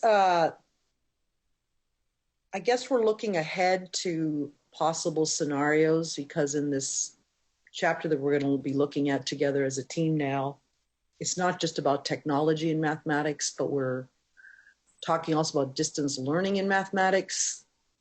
Are there some guidelines regarding, I mean, there's so much unknown in terms of distance learning, period, in terms of just the timeline, because people could argue we needed these guidelines now, and now we're looking a year from now. So is it to cover ourselves and be ahead of the game if this is going to be an ongoing scenario in our California education world? I guess that's more of a wondering than a question. Maybe there's a question in there. Sure. And maybe I'll start. And Dr. Hirota, if you would like to add anything, please do feel free. I think what we've discovered during this time of distance learning through COVID-19 is that distance learning is going to potentially be a part of our lives, not just due to COVID-19, but to fires or, you know, what other natural disasters or other things may come our way. And so we're just taking this opportunity to respond to the moment, which includes expanding this chapter from just focusing on technology and mathematics to also encompassing distance learning. We knew that that would be a really great feat, right, for all of us, simply because we are all living that right now. And so that's why it's such a great relationship and an opportunity, the fact that Sacramento County Office of Education, along with all of the partners that they've named and along with the State Board of Education, are developing this work. And so what you'll see in Chapter 10 that you'll be reviewing today is that we've given a start to the particularly the technology in mathematics instruction portion, also pulling from some of the guidance that's out already from CDE.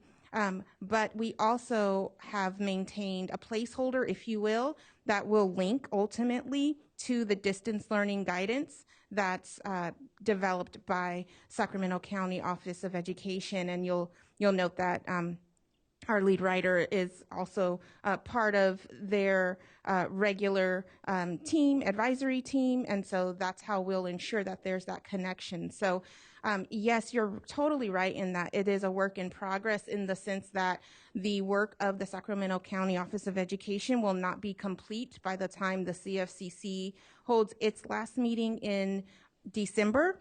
We can have an update for you on the work, but the work, you're right, wouldn't be complete. But still today, we do want you to offer any thoughts, suggestions that you have.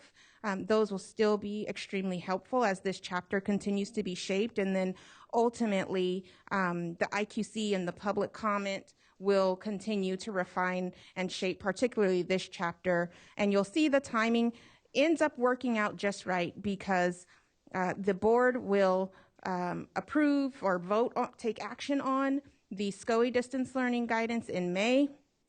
And then that will allow time for us to also just make any modifications that are needed for the IQC to be able to review for Chapter 10. And then their guidance will be final in September, which means it will be ready for us to link to when our document, the framework, goes to the board in November 2021. So it actually, we believe, will work out pretty nicely there at the end. Janet? This might be too big of a question to answer, but you said that this is being created now because distance learning might be part of our lives, you know, with fires and other natural disasters. I was wondering if there's any other scenarios that we should be considering in that as we learn about things that are successful, is this something that districts might incorporate into part of their normal lives? So I was wondering if the sort of emergency aspect of it is what the distance learning is about, or whether there's a blended learning component to the guidance. I think that's a great question. And I'll say we will never be the same. And we are learning, right? We're learning what works. We're learning new things that maybe work better than the traditional approaches that we've had. And so we are open. We are open to all of the above. So I would say don't limit yourself in terms of thinking. It's not necessarily just based on emergency situations. Those are examples. But yes, you know, it could go beyond that. So I would just say, let's think outside of the box and not limit ourselves.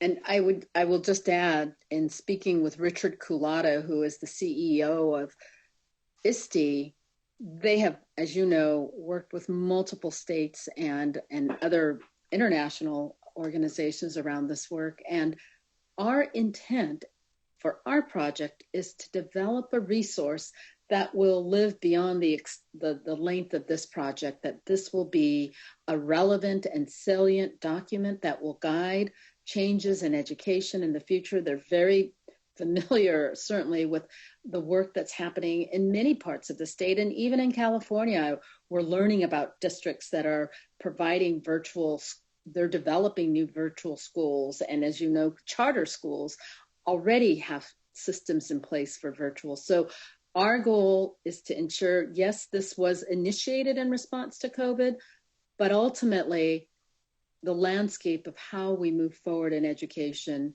is certainly likely to change. And we want to ensure that what we develop, again, will be salient and relevant for future use. That's a really important part of the conversation that we've had with ISTE ongoing, as well as CUE. And it's an exciting project because it is so innovative and forward thinking. So I'll leave it at that. Absolutely. Okay, I think that was the end of our questions. Perfect. And so thank you so much again, Dr. Hirota. We appreciate you taking time out of your schedule and even adjusting your schedule to join us. We appreciate you. And again, we'll have the slides in the box link as well, and members of the public can access them as well. We will provide that for you. I'll now turn it over to Constantino Silva to discuss next steps. Thank you again, Director Coates, and thank you again, Dr. Hirota. Okay, back to our presentation and our afternoon activities. Okay, we are very excited about the next steps that we are going to take here. It has to do with the first read of Chapter 10 and the manner in which we are going to do it. Before I begin my explanation, I would just like to point out that a few minutes ago, our staff pushed out an email to the committee members so that you could access a survey that we are going to be asking you to complete. So if you could all go to your email, if you haven't already, and pull up the message that you were just sent, and it's going to have a link for each one of the groups to complete the survey. And the survey results are viewable and accessible. Members of the public, you can go to the bit.ly link, the Math CFCC 4 link, and you will see the All Documents link. You're going to see a link that says Survey Results. Okay, so members of the public, you can see the results of the survey. And so, again, we're very excited. Our goal always is to ensure that you continue being as productive as possible so that you can send to the writing team as many recommendations as you can. This helps the document, the draft framework evolve. Without your recommendations, the draft chapters would not continue growing and they would not continue evolving. And therefore, our goal is to ensure that you have, at the end of each meeting, all of the recommendations that you wish to go forward to the writers. At the same time, we want to ensure that you have ample discussion time. And so here's how we're attempting to give you additional, we've created an additional tool to create more precise and guided discussion of your recommendations. So with that preamble, I will now begin my explanation. So as you know, at the start of each small group, we normally give you individual reading time in the consensus tracker. This time, prior to starting in the small groups, we are providing you with another method to provide us feedback. That is this small group survey. You will have individual work time to complete the survey. All right, so rather than a facilitator scrolling through the comments, you will have time to read all of the comments on your own. We know that many of you like to keep notes, and this will give you an opportunity to keep some notes. And we are giving you this Google survey, which contains all of your recommendations.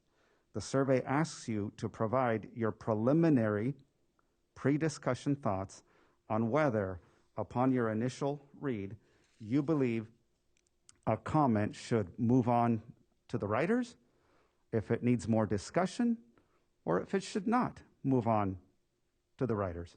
So really, essentially, a process very similar to what we've been using. The survey results will then be used as a tool by the facilitators to guide the small group discussion. The survey asks you to cast one of 3 votes on each recommendation. Yes is going to be the color green if you agree that the comment should be moved to the writers. No is red if you feel the comment should not move forward to the writers. And yellow, which would mean more. I need more information. I would like to discuss this. So, time permitting, additional comments can also be proposed, just like we've done previously, and those would be captured in the Tier 4 section of the consensus document. So this is the first time we're using this method, and we hope that it is of use to you, and that this will allow our facilitators to more accurately see where consent may be reached on what should or should not move forward to the writers, and to guide the discussion on important aspects of the feedback. The survey results, once again, are preliminary and should not be considered final consensus. Feel free to discuss any items you feel need further discussion in the small groups.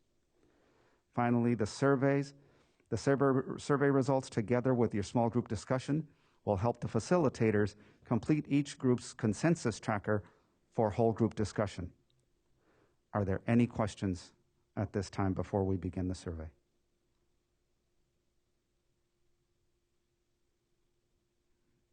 Just one final reminder, please be sure that you're clicking on the correct link. Each one of these small groups has a separate link, a separate survey, so that you're in your small groups only seeing the results of your small group. When we come to whole group, that's where you will see the consensus document with the combined recommendations of the three groups. Do we have any hands raised?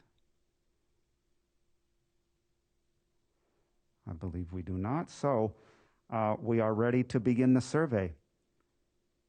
Please make sure that you, again, that you have accessed the correct survey. The next few minutes are individual work time. We will go 15 minutes. We have on our clock 1:30, so at 1:45, we will ask you to take a break and then go into the small groups. Okay, so right now, individual work time. Please begin.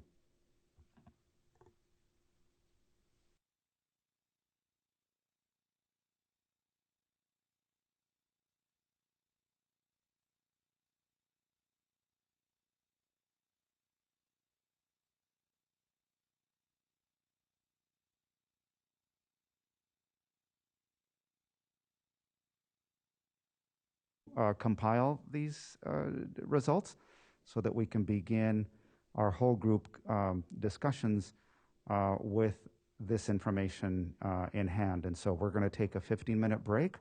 Please, at 2 o'clock, please go into your small groups, and I will project the small group login slide again, but we will see you in small group at 2.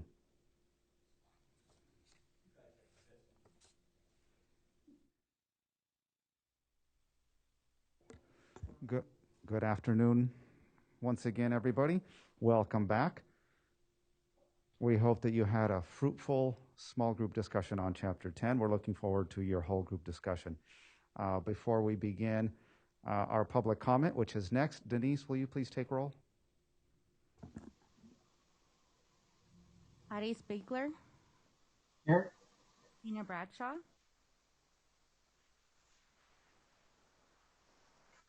Lena Bradshaw.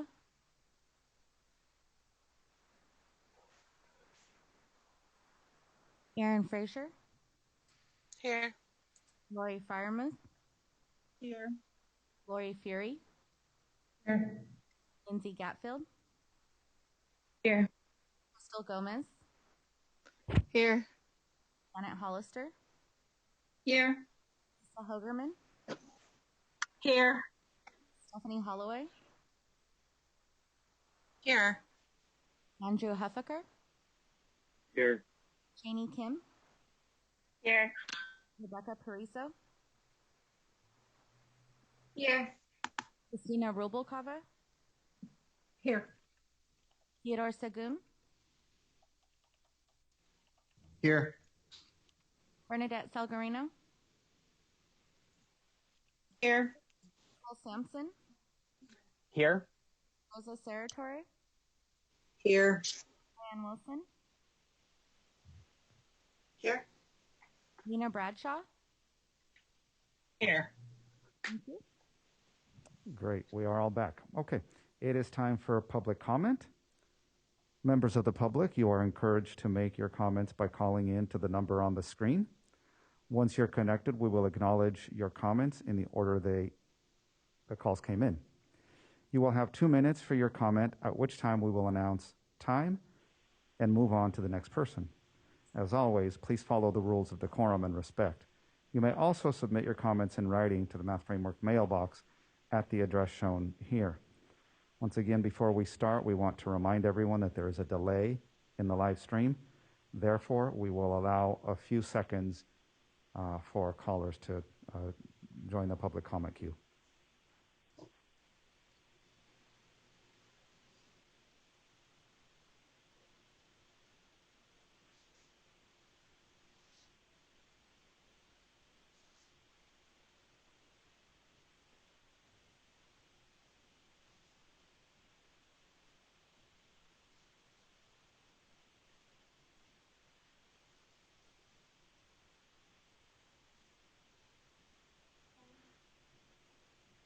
Okay, you may begin.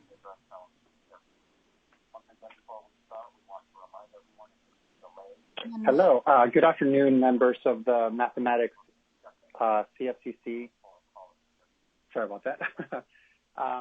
Thanks again for allowing time for public comment. I am Manuel Bonrostro, Policy Associate with Californians Together, And I first want to express my appreciation for your work over the past 2 days and all the previous work on the mathematics framework.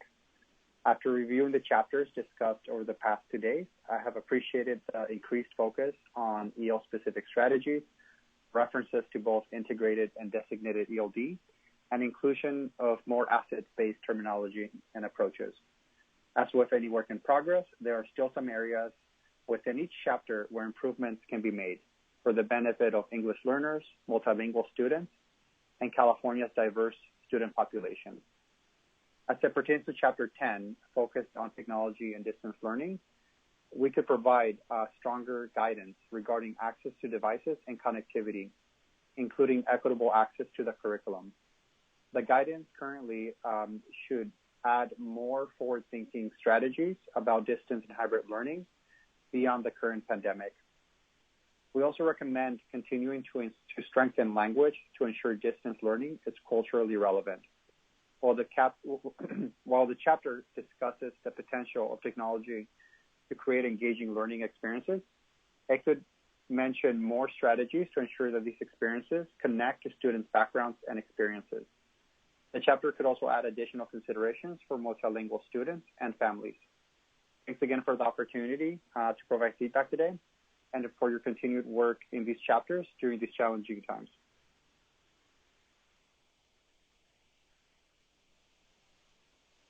Next caller, you may begin.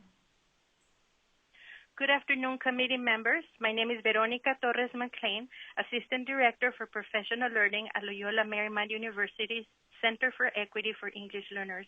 Our center supports the work of schools, school systems, and policymakers through an assets-based approach to advance policies that promote equity and excellence for English learners, dual language learners, and to advance multilingualism. In partnership with 12 other organizations who submitted a letter, we respectfully offer our support and recommendations for Chapter 3, Number Sense. We acknowledge the work that has been done in this updated chapter and recognize the connections to language and English learners that have been included. We offer 2 recommendations. 1. Regarding professional learning, we propose including specific guidance throughout the chapter to emphasize the how to develop number sense to advance educators' understanding and skill in the practice of developing number sense, specifically in connection to language development with considerations for the use of EL-appropriate strategies and scaffolds. Page 10, starting in line 276, offers a broad description of best practices and mentions ELs. However, clear guidance is needed for specific pedagogical practices and connections to classroom protocols, procedures, and strategies in connection to language use and development during math talks, number strings, and games. Number 2, culturally sustaining and asset-based examples and references. In order to counteract the overall Eurocentric approach to the teaching of mathematics, we suggest that specific connections are made to students' real-world experiences where they can make meaning through appropriate language development scaffolds and strategies. This chapter references a varied use of games and interactive strategies. We recommend that throughout the chapter, these references include multicultural connections as well as including multilingual digital resources and games for diverse students and families, especially during distance learning. Thank you for the opportunity to be part of the revision process for the mathematics framework. Thank you.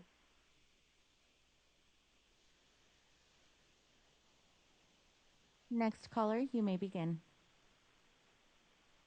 Thank you, committee members, writers, and CDE staff members. My name is Rachel Ruffalo. I am with the Education Trust West. My brief comments today are in relation to Chapter 10, Technology and Distance Learning. Chapter 10 is an opportunity for the committee and framework writers to present innovative ways for harnessing technology to create engaging, equitable, and transformative math learning opportunities. While the TPAC framework referenced in the chapter presents an interesting approach to weaving together technology, content, and pedagogy, a missing piece in this framework is cultural relevance. In order to guide educators in the effective use of technology to expand inclusion and equitable access to powerful math learning, I recommend that this chapter includes specific strategies for creating culturally relevant and sustaining learning through the use of technology. One way to approach this would be to integrate the themes of social, emotional, and academic development of identity, agency, belonging, and discourse within the TPAC framework. For an example of a framework that integrates these themes with the standards for mathematical practice, I will again direct you to Stride 3 of the Pathway to Equitable Math Instruction titled Creating Conditions to Thrive, which can be accessed at equitablemath.org. Thank you again for your consideration of our public comments and recommendations. We look forward to continuing to engage with you throughout this framework revision process.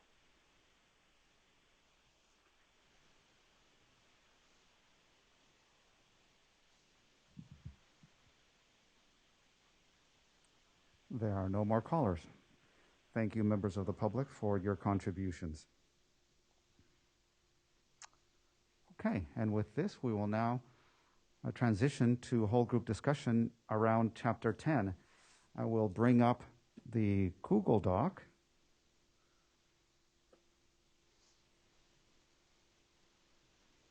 Which is here. I hope you are able to see it now. Let me zoom in. And we will follow our process here is similar, even though we did have a slightly different process in the small group. The process now is essentially what we have used for the other whole group discussions. I do want to make a couple of announcements, though, before we begin. Aris, I took note of the comment that you mentioned was out of place. May we signal that and put that in the parking lot and then address it at the very end after the committee is done with Chapter 10? We can come back to that one because it had to do with a different chapter. It was actually addressed. It was addressed in the other chapter when we went through it. So it's already been taken care of. Okay, so it just needs to be struck out here? Right. Okay, thank you for that clarification. And just a time check, it's 3:15 approximately. We have essentially the rest of the afternoon for your work on Chapter 10, which is a good thing. But I do want to acknowledge that, Rosa, we received your email that you have another commitment at 4:10. So at that time, we will just adjust our voting because we will be going from 19 total members to 18, okay? So whatever comments are voted on after that, we will adjust our threshold accordingly. Okay, and with that, I will turn it back over to our co-chairs. All right, thank you everybody for your hard work so far. So we're going to go ahead and start. We normally would start with our red comments, but it looks like all of the red already have reached consensus and are struck through. So we're going to go ahead and, unless somebody saw one I didn't. I'll just show. So we'll go ahead and everybody. Yeah. Okay. Thank you. All right. So we'll go ahead and start with comment number 1. Would anyone like to speak to comment number 1? Erin? So, well, when I first read this, I didn't have the opportunity to hear the presentation from earlier today, so that would have helped with this a little bit. So at least up and through the beginning, the chapter through November 2021 could be struck, but I still stand by the chapter needs to be more specific to math and integrating technology in math classroom. But the rest of it from the chapter through November 2021 has been explained already, so that we can get rid of. Okay. So could you specifically read exactly where you would like us to delete from, Erin? Starting at the beginning, the chapter, okay, all the way up through 1, 2, 3, 4, 5. The 6th line down, November 2021. Okay. That could be deleted. Okay. Does anyone have an objection to that being withdrawn by Erin? Okay, seeing no opposition, thank you very much. Okay, so we're now just looking at the part of the comment that, excuse me, that remains. Christina? I just wanted to clarify because the last part of the sentence we did not strike through says maybe a small portion dedicated to virtual classrooms. I'm wondering if that small portion now is no longer appropriate because we know that we have to provide guidance for distance learning. Erin? I just think that, yes, while virtual distance learning is a reality, my hope is that it's not going to be the norm and what we do for the majority of students in California, which is why I'm saying a small portion of it, because then we can link out to other documents in regard specifically to distance learning for those type of situations. Okay. Rebecca? Erin, I just had a question for you. So I'm wondering if the remaining portion of your comment fits with the comment number 2. Was that kind of what you were getting at about making it more specific to mathematics? Yep, that works. So we could strike it all together. Okay. Is there any opposition to Erin withdrawing her comment?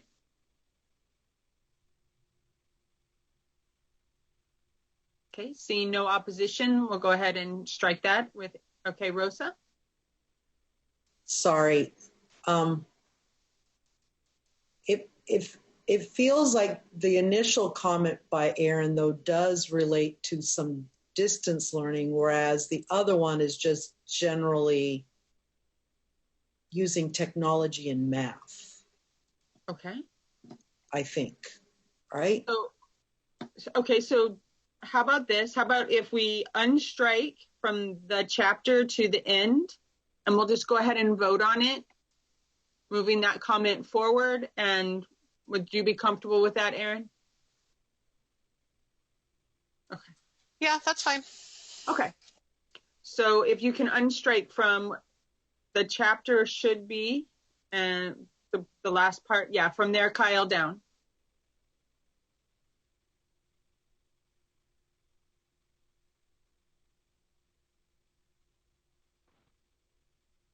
Okay, so let's, and unless someone else would like to speak to this part of the comment, we'll go ahead and vote. A green vote goes ahead and sends this comment to the writers. A no vote leaves it, deletes that part of the comment.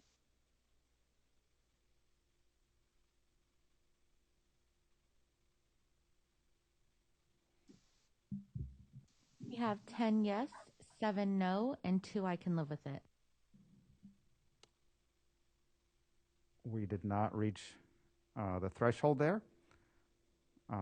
Would you like to continue discussing a little longer, or would you like to move on? It's Lori, it's your prerogative there. How about if we go ahead and move on, and then if someone would like to come back at the end, if they feel like this isn't addressed at a later time. Erin, would you be comfortable with that? I know it's your comment. Would you be comfortable coming back at a later date? That's fine. Okay, thank you. All right, so let's go ahead and move on to number 2. Would anybody like to speak to number 2? Okay, Janet? So it's my comment, and just to give you some more context of what I'm talking about, and now I understand why, in that people were saying this was cut and pasted from another resource.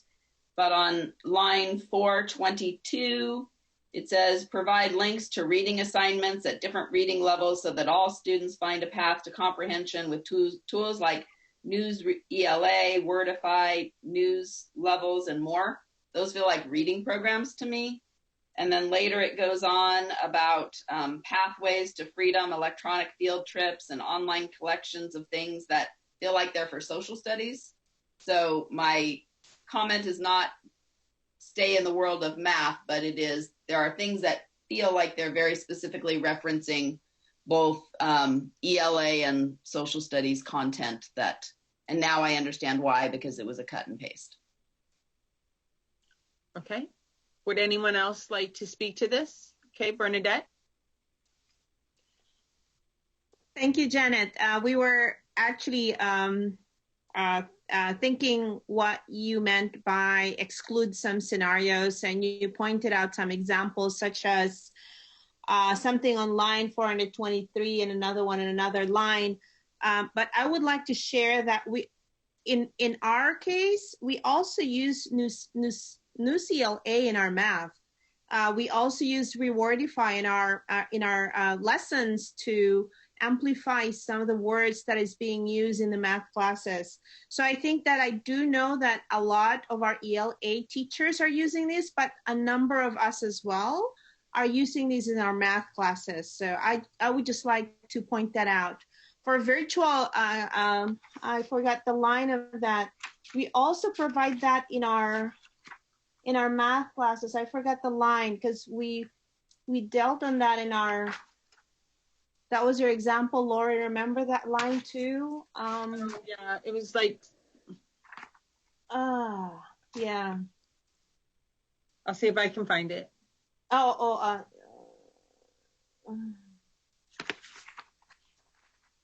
I think those are also being used in some in mathematics classrooms, Janet. Was it virtual museum or virtual? Are you talking about line 455 through? Is it 455? 466? So then maybe the guidance is to tie it a little bit more closely, because it feels like a cut and paste. And now I do think that we're connecting to what Erin is talking about. It's not clear. And so that's fabulous. And so to give people guidance on how to do that, but the way that it's written, there's not a math connection. There's not a clear math connection that I could see. So maybe that needs to be rewritten. Perhaps if we take out the word exclude scenarios instead of taking out the word exclude. I like your direct connection piece. I'm just trying to wordsmith it for you, maybe, and ensure scenarios from other content areas have a direct connection. That would be awesome. Okay. Hopefully somebody else remembers what I just said. I was wondering where the typer was. I'm sorry. Yeah. I'm sorry.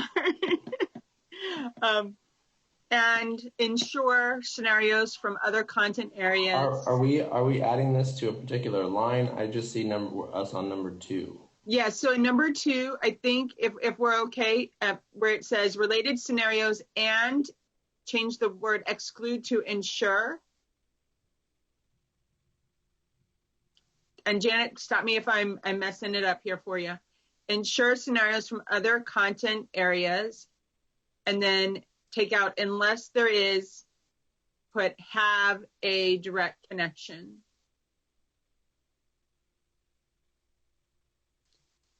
Okay. So, okay, I thank you. I'm getting some thumbs up. So I'm going to assume Janet, would anybody else like to speak to this comment? Okay, so seeing no hands, let's go ahead and vote. Yes vote moves it to the right authors, a no vote turns it red.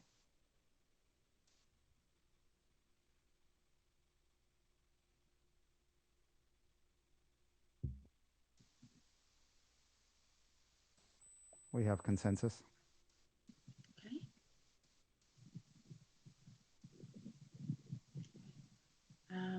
I'm not sure here. The comment number 3 was withdrawn by the author. So do we need to discuss it? So this was withdrawn by the authors because it's already included in the Math 2 course. But is the recommendation, is the originator of the recommendation, are there any final questions on this? Is this sufficient? Yeah, Stephanie, I believe it's you would like to speak to your withdrawal.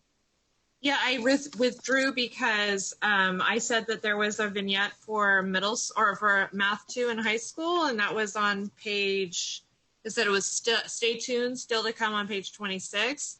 But then I also, in looking a little closer, noticed that there is going to be one on page 5 for TK to 5, and there is already one for middle school on page 9. So it wasn't a relevant comment. Okay, thank you. Christina? I was just going to mention that we made a note similar to that down, I think it's at comment 27, that just says be sure to include a vignette or an example for each grade band. So it was a little more specific. Okay. Okay. Okay, so you just need agreement that it's okay to remove it. Okay, does anyone oppose the removal of the comment? Please raise your hand if you oppose the removal of the comment. Okay. Seeing no hands, the comment is withdrawn. Exactly. We can just strike it through. Okay, so we're down to comment number 7. Would anyone like to speak to comment number 7?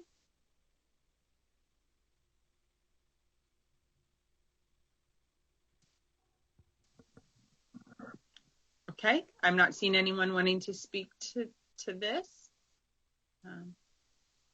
Erin, I believe it's your comment. Did you want to say anything or clarify anything?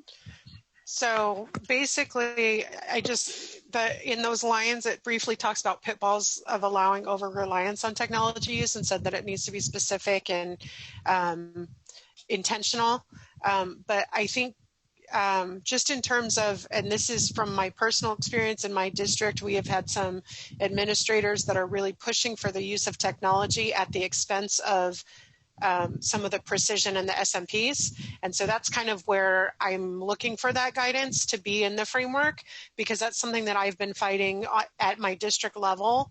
And we're seeing problems with that. So I was hoping that maybe there is something that could be included, maybe a little bit expanded, that, kids that are, if all they're exposed to all the time in terms, there's one line that says that they should, graph a line by hand, but that's pretty much it. So just a little bit more on that so that that message is really clear. Okay. Would anyone else like to speak to this comment? Okay, seeing no hands, a green vote, a yes vote moves it to the authors. A no vote turns it red.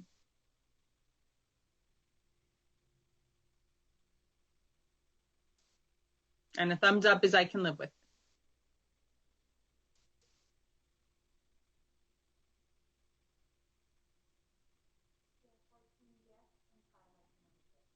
We have consensus. Okay, so it is moved to the authors. Okay, number 13, end the sentence after best practices. Lena, I believe this is your comment if you'd like to address it. Yeah, and the reason I put this in there is because this was the fact that it was something about, let me get to the line, legal. That was the first time I had really seen language like that. So I put this in here because I was curious as to why suddenly it does not constitute legal advice or a legal service when we've had other suggestions recommended as best practices and we don't put that language elsewhere. So I was just curious. And so that's why I would say, to be consistent with other areas of the document, I would end the sentence after best practices. Thank you. Lindsay, would you like to speak? So we had talked about this one as well, and some of us had thought it was just to protect, but Dr. Lindemann was explaining that this is coming straight from the CDE website. I believe that's the website it was on. And so that's why it says it there, because it's the guidance during all of this right now. So I don't know if they want to speak to that, if it needs to be in there or not. So, I can just say. Go ahead, Laurie. I was just going to say, Mr. Rugnick told us that if we recommend it and it has to be there, that it will be there, regardless of our recommendation. Right. And so Constantino here. I would recommend having a vote on it, and if that's what the committee would like to do, we will take a look at whether or not that language has to be in there or not. Of course, the framework is non-mandatory guidance, so there is a possibility that the sentence could be ended there, but we would look into that and make sure that we are in compliance. Would anyone else like to speak to this? Okay, Aris? Sometimes when you write stuff like that in a document like this, administration takes that to mean only this part isn't legal and binding, everything else is. So sometimes just having that language in a small part, is confusing to everybody, because it's the only place I've seen where it says not legal advice or something like that. So I wonder how the rest of the document looks without that. Okay, thank you. Would anyone else like to speak to this comment? Okay, Rosa? So maybe this is another example of stating why the pronoun they. This might be another one of those things that have to be early on in the document to say these are all recommendations, guidelines of sorts, but that's not a thou shalt legal requirement. Okay. Christina? To me, I see a slight difference. We have been told that the framework is guidance, it's not a mandate, but there are Senate bills specific to distance learning that have been passed since this all has, the COVID pandemic has started. So I was wondering if that's why it's in this particular chapter, is because there's Senate bills regarding this specific guidance, and then it needs to be provided in conjunction with the work by SCOE. Okay. All right. Janet? I'm going to suggest that Constantino said that whichever way we vote, they'll take care of it and make sure that they're covered. And so we just vote. Okay. Sounds good. All right. So let's go ahead. A yes vote moves it forward.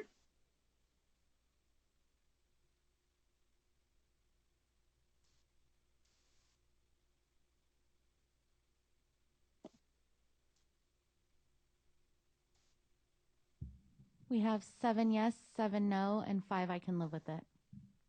Okay, we did not reach the consensus threshold. Okay. All right, moving on to comment number 14.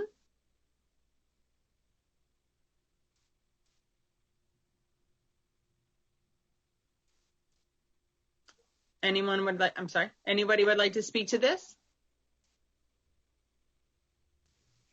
Yeah, I'll go ahead and speak to it a little bit since it was my comment. Let me just get back to the right page here for that.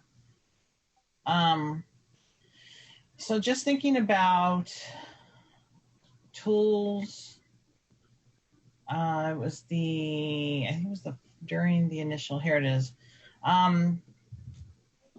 Right under the first bullet point, just maybe adding some additional suggestion on resources. The reason I had thought about this was just experiences from the spring, the summer, and even starting this school year, not only in my district, but with talking with colleagues from other surrounding districts, just thinking about professional development in general, and then the follow-up. So things like having short tutorial videos available, or just recordings of webinars or trainings that are given that are accessible to teachers. So maybe just listing them right in there might be helpful. Thank you. Erin? So Dr. Lindeman was in our group, and that whole table that starts on that page 20, is cut and pasted from CDE. So again, it's coming from somewhere else. So I don't think we can change the language within the table unless it's changed on the actual where it came from. Okay. So again, I'll just say, if you feel strongly about moving this forward, again, CDE staff and the writers will protect us in that if it cannot be changed, they will not change it. Same as the other one. So with that in mind, does anyone else want to speak to this?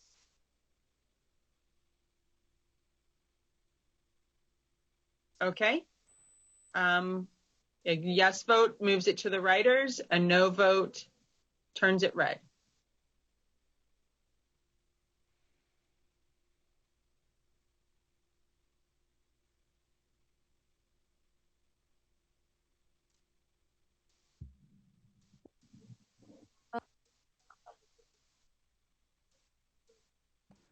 Does not reach consensus. Okay, thank you. Okay, moving on to 15.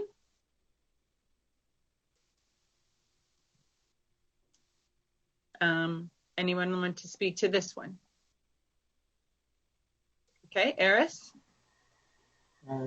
It's either going to say the graphic seen here, for the graphic seen here. So I don't know why that's yellow. I think it's obvious. Okay, Rebecca? I'm just wondering if we need to send typos to the writers, or if that will be cleared up in editing. It will be cleared up in editing, but it is a recommendation that's made. So go ahead and have a vote on that. But it will get cleaned up. Okay, thank you. If you would like to move this forward to the writers, type yes.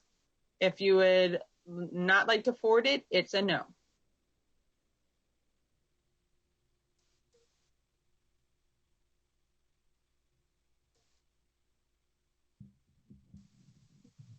We have 11 yes, 5 no's, and 3 I can live with it. It does not reach the consensus threshold.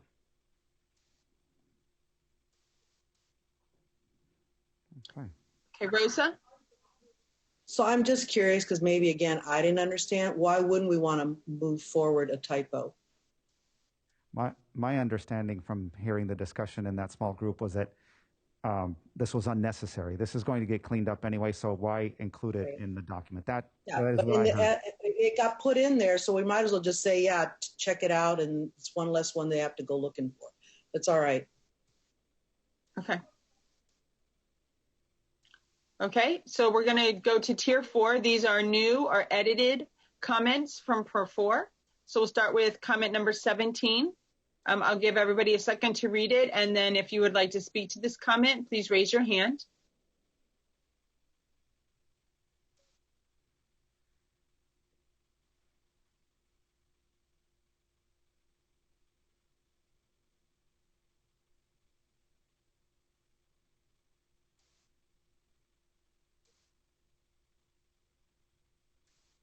Okay, anybody like to speak to this comment?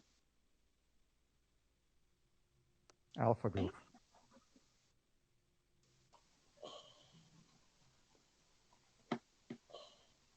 This was discussed. It was raised by Theo and discussed by Dr. Lindemann, who was attending the group. Not to put you on the spot. Okay, so Dr. Ford. I'm thinking two different ideas here because 8 was originally struck out. I'm wondering if we even need to think about it, but for the sake of pursuing a conversation, I think what instigated it was this general idea of any SBAC language or the use of technology for the purposes of SBAC. I wanted to raise kind of like this idea around social reproduction, about like, any specific push for big summative assessments to be able to put kids in the boxes and things like that. I'm not necessarily sure needs to be emphasized. I understand that our State Board of Education has specific guidelines around that.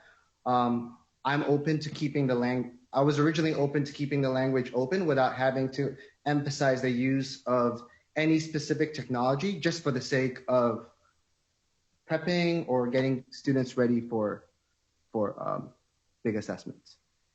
Okay. All right, thank you. Anyone else like to speak to this or have questions about it?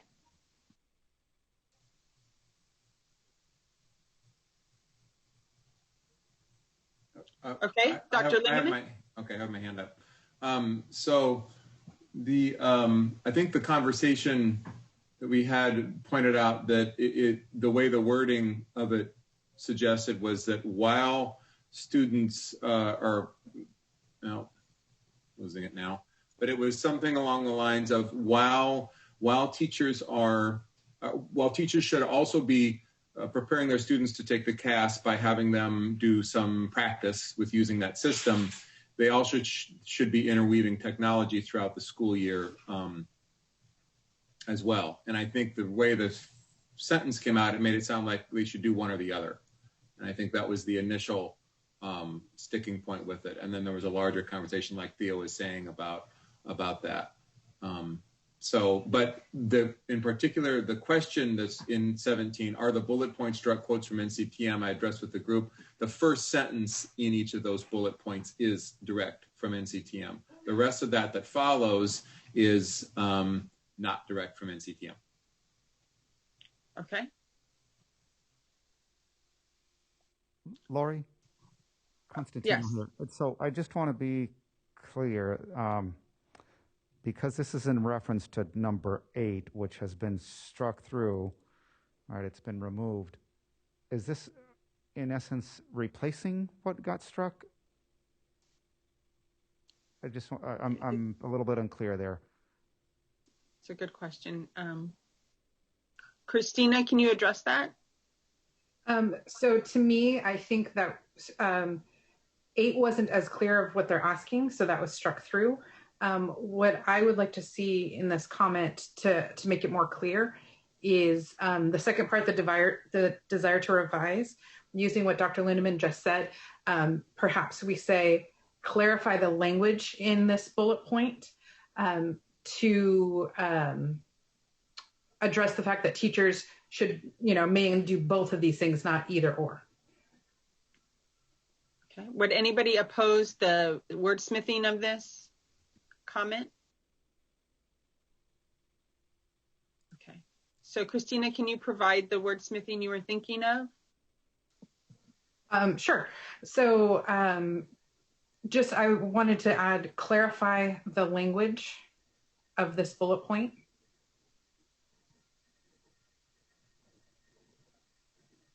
So that, I guess so that it doesn't sound like an either or, but that teachers should attempt to do both.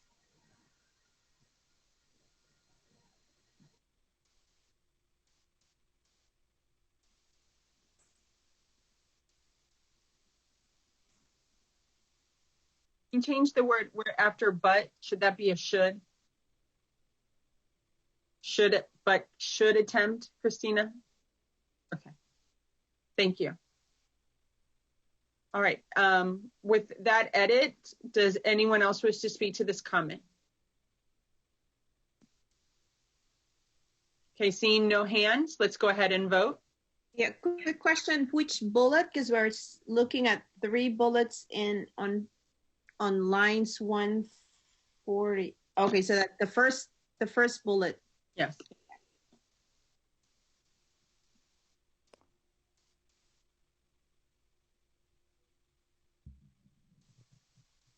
So I'm pretty sure actually the last bullet though. It's on 8 references 55 on line 55, 155.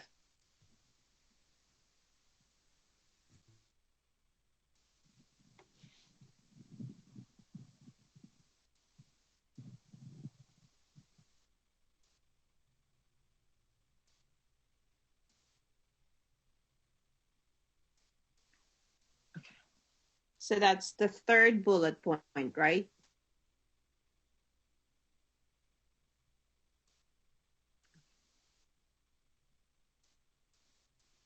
Can we get a confirmation on that? Yeah, it was the one on the assessment. Yeah, that was the last one. Okay. Thank you.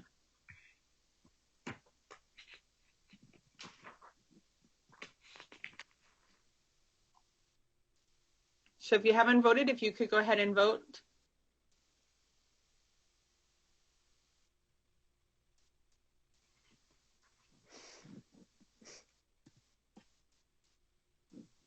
We have 12 yes and 7. We have consensus. Okay. Number 18.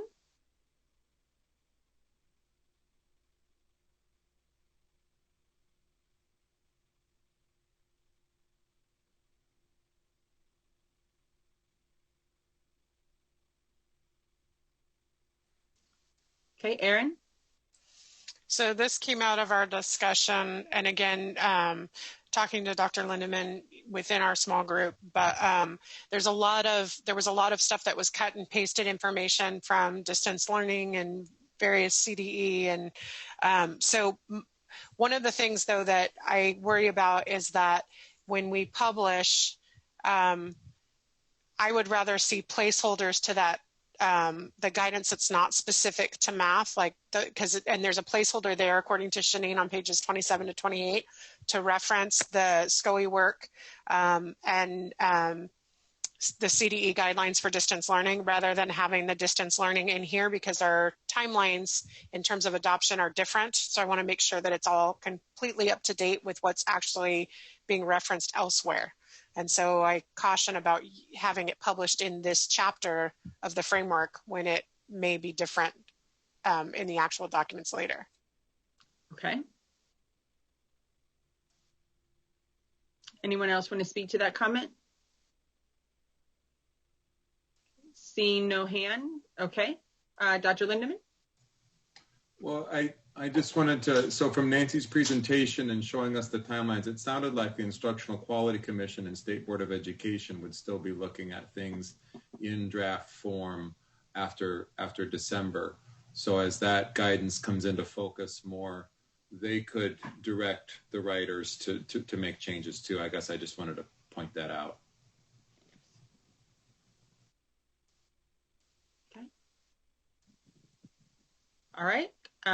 Would we like to go ahead and vote?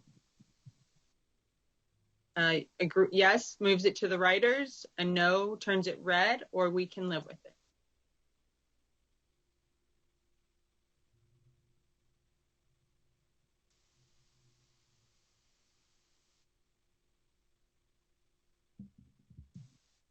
I have 6, 2 no, and 11 I can live with it. 6 yes, that is below the threshold required.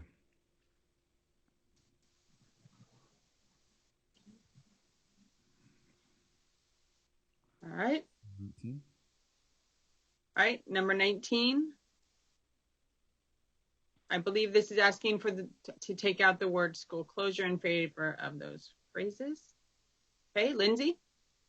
So the example is talking about how the teacher is doing synchronous, and we have been talking a lot about that, about how school isn't closed. Like when a school closes, it means there's no instruction happening, anything, versus this is what they're explaining is more of distance learning. And then we talked about like whether it's called distance learning, remote learning, virtual learning, whatever it is, writer's discretion as long as it's consistent. But it shouldn't be school closure. Okay, thank you. Any other? Okay, we see an applause. All right, if not seeing any other hands, I'm just kind of moving us along a little bit more. We could go ahead and vote on this.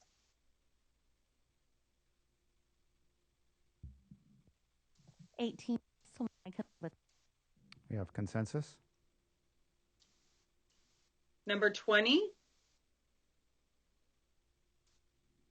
Okay, Theo? This is similar to, it's more or less akin to the public comment from our colleagues at, it was the last comment. Anyway, it was pushing for maybe greater inclusion, or just this idea that technology could be used as a vehicle for generating more culturally relevant mathematics tasks and the like. Okay. Thank you. Any other speakers?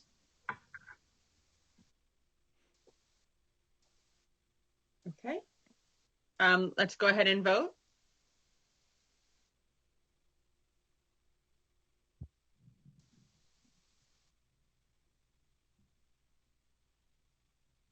We have 19 yeses.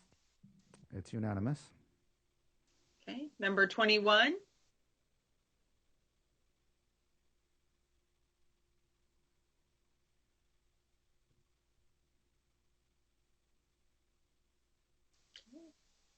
Would anyone like to speak to that?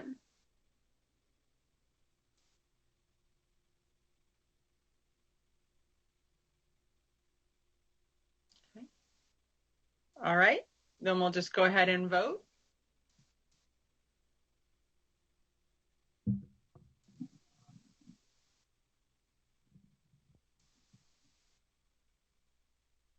Consensus. Okay, Thank you. Number 22.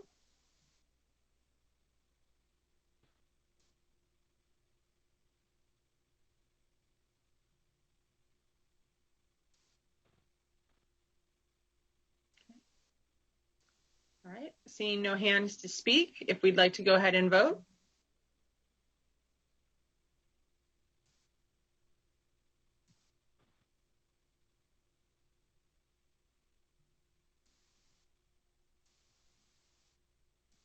$19 yeses. Consensus? Okay, so now we're moving on to comments added by the beta group. Okay, so we're looking at number 23. Okay, Christina. So this was my comment. I just thought there could be some more guidance around principle 1, which was the strategic use of technology. And so as an example, the SAMR model, which talks about the use of technology being intentional about what you're trying to use the technology to do. And so there's different levels from substitution, augmentation, modification, reinvention. And so being really intentional, I think it could support teachers in their planning to select a tool depending on what they're trying to do with it. Sorry, my neighbor has a motorcycle, if you can hear it. So would anybody else like to speak to this comment? Okay, seeing none, let's go ahead and vote.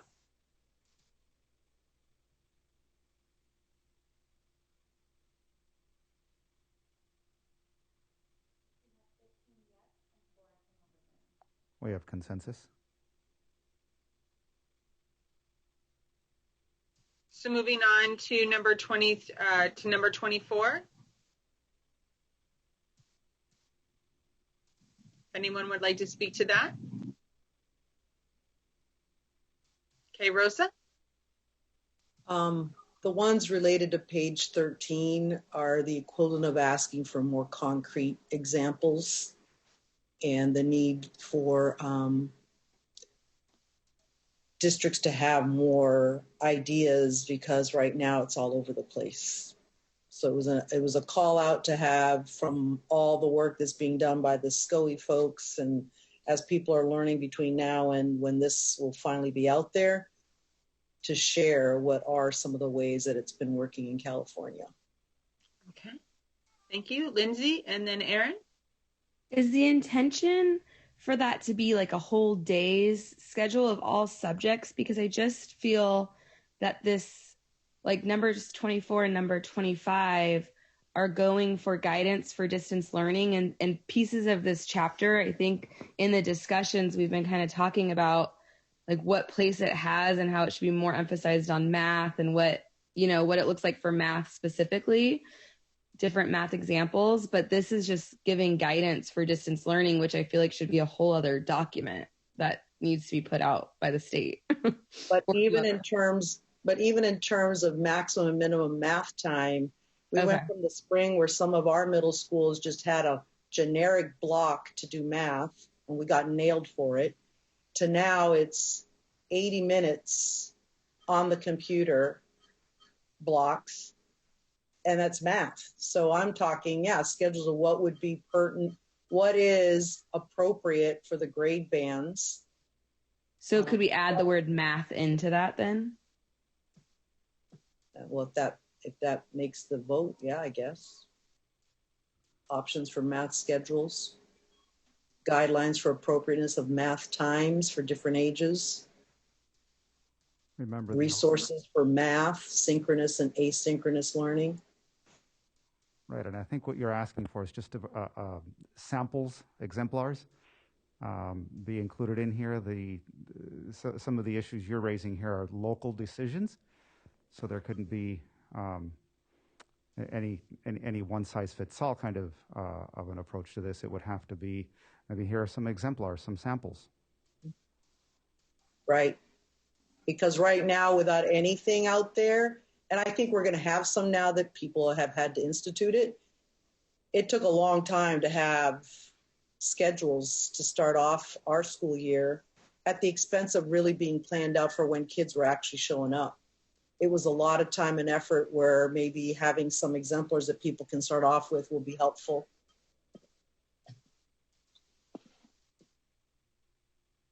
Okay.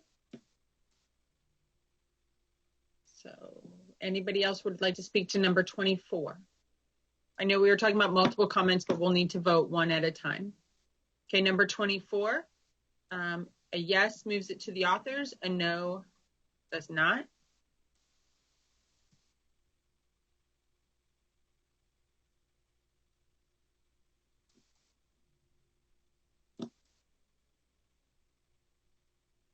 Four yes, 8 no, 6 I can live with it.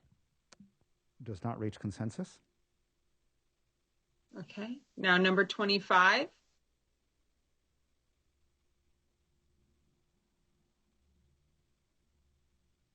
Okay, seeing no hands, let's go ahead and vote.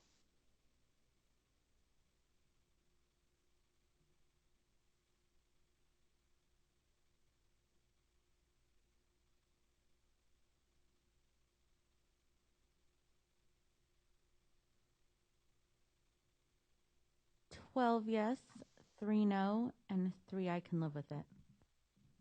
Consensus.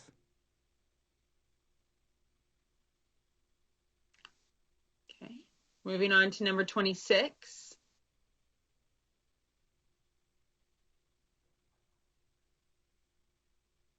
Okay, any speakers? Okay, then we'll go ahead and vote.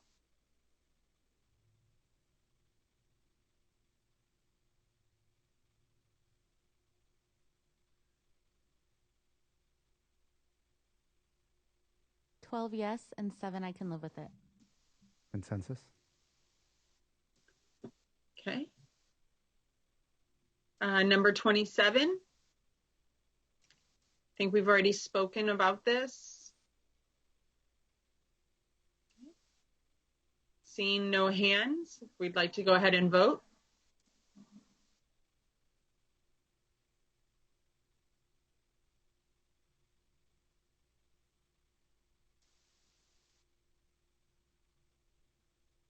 $14 yes, 2 no, and 3 I can live with it. Consensus. Okay. Number 28. Okay, Christina? That was my comment, and I was just thinking about the districts that I support are reporting a lack of student engagement, and I know part of that is building a community can be difficult online. So I was thinking about the connection between social emotional learning and mathematics and student engagement. And there's some research put out by the Data Center that actually takes the SEL competencies and aligns them to the math standards for mathematical practice. So I thought including that as a way to embed social emotional learning in the math work might be a nice way to build community through distance learning when necessary. Okay. Would you like to add that research to the comment so that there's a little more guidance for the writers? That would be great. I found it after the fact.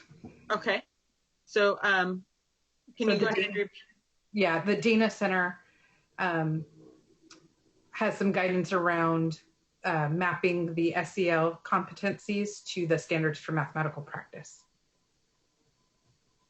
Can you clarify the center, DEMAS? Dana. Dana. D-A-N-A. D-A-N-A, Kyle.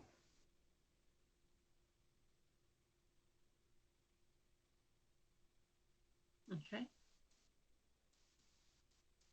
All right. Is that good enough, Christina? And then if, are the writers clear? Is that clear enough for the writers?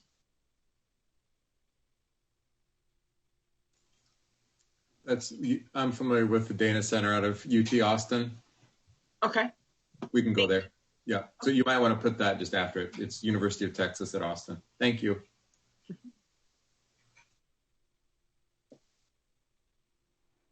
All righty. If there's no other speakers to this comment, if any other speakers, then let's go ahead and vote.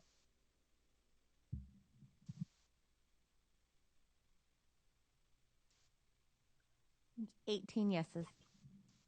Consensus. Okay, moving on to comment number 29.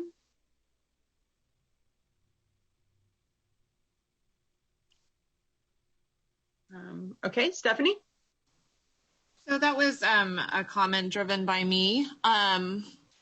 So as we were reading in the section about supporting teachers and the strategic use of technology, it made me think, let's see, starting on line 203 to 206, it's talking about the many different tools that can overwhelm teachers. And through the experience of distance learning, and hearing from parents as well, I've also noticed that introducing more than one tool at a time to students can also be overwhelming. So I thought something around the language that's used in that bullet point could be put somewhere maybe in principle 3 regarding overwhelming students. So the way the comment reads here, yeah, how schools and teachers support students with the use of technology and distance learning in general. So putting it somewhere, and then I think Dr. Ford, I think he was saying principle 3 would be a good place to put that. That's it. Would anyone else like to speak to that?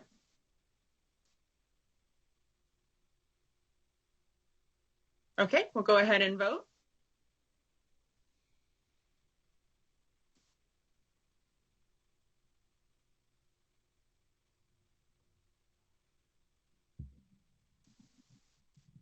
$13. I can live with it. Consensus. Okay, it seems like two groups had similar ideas. So number 30 is about adding language on social emotional learning for all students. Yeah, that was me. I'm fine with what Christina said in comment 28 if we want to strike through comment 30. Okay, any opposition to removing comment 30 in light of comment 28? Okay, thank you, Rebecca. We'll go ahead and strike through that. Great minds think alike. All right, number 31. That was also me, but I don't want to strike through this one because the one that kind of goes with it is comment, where is it? Okay, right there, comment 22. Let's see. This comment 22 specifies math technology that can be used. But what I was getting out of this comment is yes, math technology, but also just best practices. How do we meet the needs of our students with IEPs virtually? Okay. Thank you. Anyone else want to speak to this comment? Yeah, thank you for adding best practices. Okay, we'll go ahead and vote.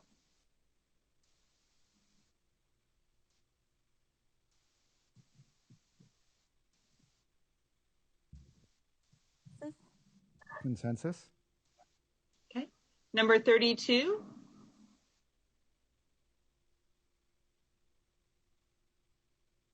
Would anyone like to speak to this comment? Okay, Cole.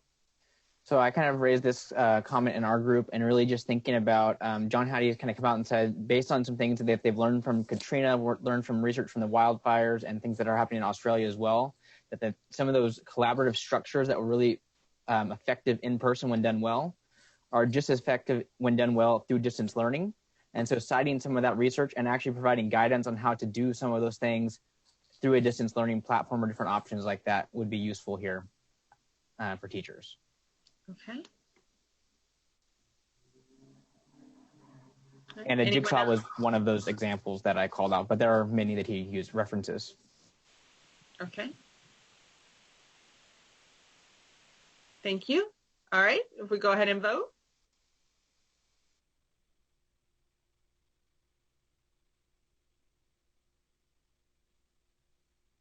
$18 yes, 1 I can live with it. Consensus. Okay, number 33. Any speakers?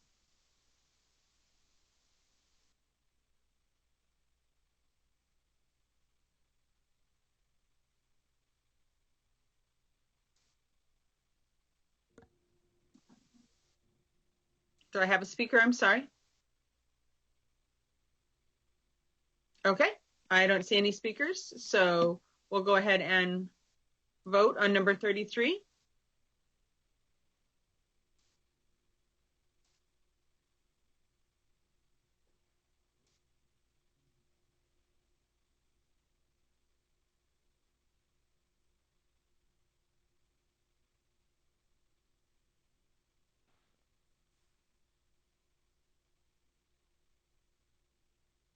Of 3 yes, 3 no, and 13. Does not reach consensus. And I believe that is the last comment. That is the last comment, but did you want to return to the other one, Lori, the one that received just on the brink of the threshold? Yeah, let's go ahead and go back. Yeah, thank you. Let's go back to number 1. With the light, now that we've seen all of the comments, since this was a borderline comment, we've kind of seen the scope of the types of comments. Can you just raise your hand if you'd like to vote again, to have a revote on number 1?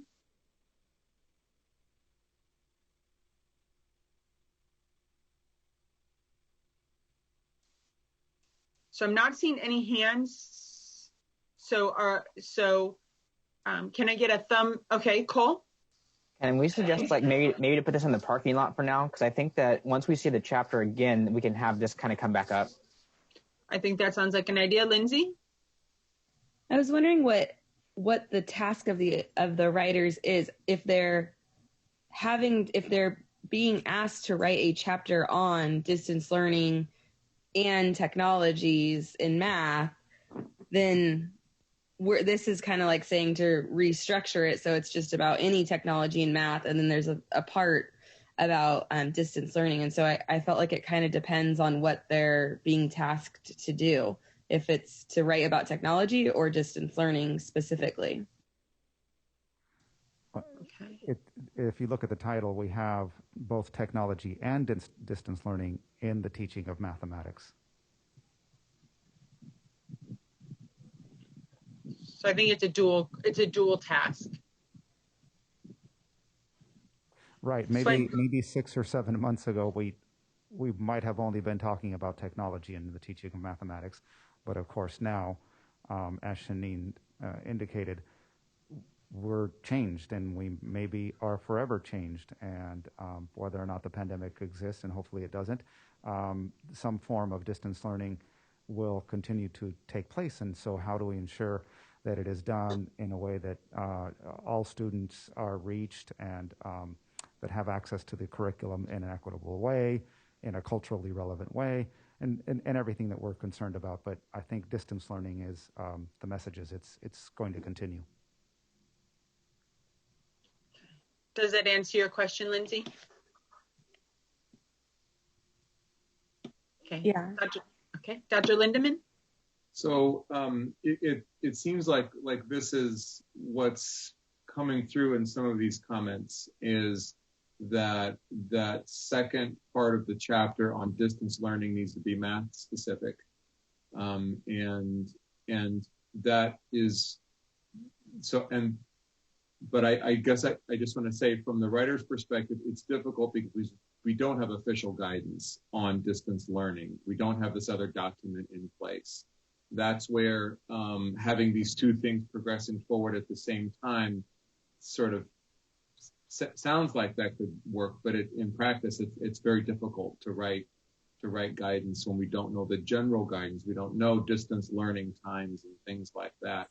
What we can do is be very specific and provide vignettes and things like that of what distance learning in math looks like. We can be very real about those examples and provide that. But providing guidance to districts and all the other stakeholders that this framework is supposed to be for is difficult to do. Providing guidance to a classroom teacher that's wanting to lead a synchronous Zoom session, that's the kind of thing that we could write to in here in a few different spots. But I'm trying to indicate it right. This is tricky, all of this, but we can be very specific in places if you think that would help better, and because that's all we really can do right now. And we'll get a second read on this, and then maybe by then as well, some more support for the writers will come online as well, and some best practices, and districts can start reporting out how things are going. And yeah, it's all those things in one right now. So does anyone have anything else they'd like to add? Well, I just want you to know that in all my time with the CD, I don't know if there's ever been 2 days in a row that we have finished before the final bell. Usually it's us grabbing the coat and hoping the cab is waiting and there's not a line at the airport. So congratulations to everyone for your time and your energies and your efforts. It's been an amazing 2 days, and I'm thankful to be a part of this. So with that, I'll turn it over to Constantino. Thank you, Lori. And Diane, I'd like to give you an opportunity. Any final comments for the day? Just that I'm also impressed that we finished early both days. So thank you.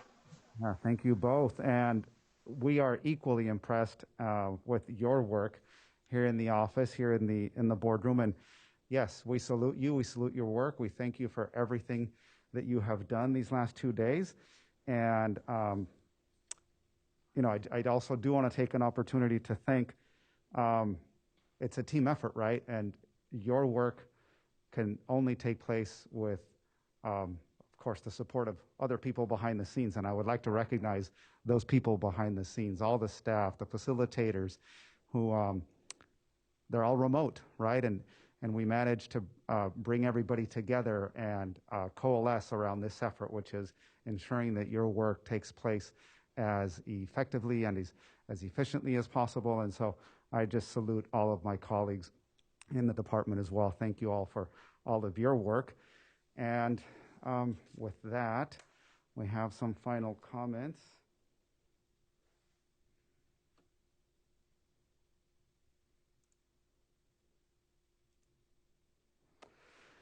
Okay, we're going to be sending out a survey in short order here. We would like to hear back from you. We are refining our processes and our procedures every time we learn something new, and we are doing our best to make sure that we are addressing every potential contingency and area of the procedures that we hadn't thought about previously. So we are doing our best to ensure that your meetings go off without any hitches and that you can very smoothly discuss all of your comments and move a significant and substantial amount of recommendations to the writers, because again, that continues to shape and form the guidance that will become the 2021 mathematics framework. And so we thank you for your work and we thank you for your feedback. Please do take a few minutes to respond to that survey, which will be coming in your email shortly. And a look ahead, October 19th and 20th, not that far away, I believe three weeks or so away, 3 to 4 weeks. So we will see you on those 2 days. It's a Monday and a Tuesday. And we have an ambitious agenda on tap. We have 6 chapters. 3 of these are brand new chapters, and 2 of them will be second reads. So we'll be doing engaging with you in that profound, more substantive review of those chapters in those second reads. And we are doing everything to get all of the materials ready and sent to you during the week of October 5th, between October 5th and October 9th.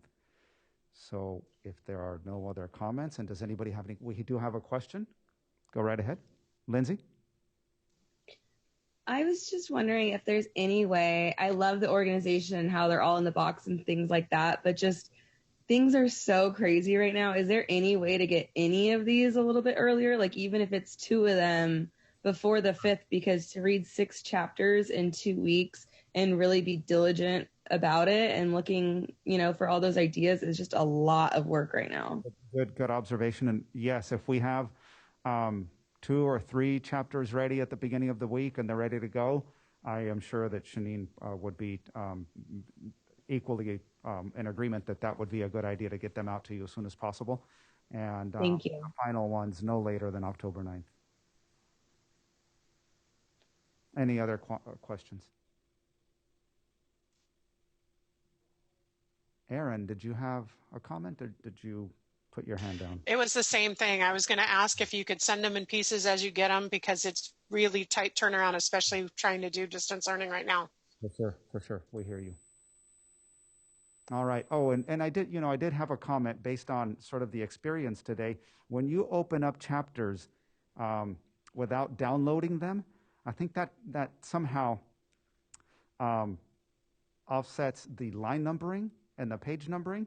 So I think the best thing to do is to download them so that when you open them after you have downloaded the file, the line numbering and the page numbering continues to be as it was posted. So I think that was the only... Costa?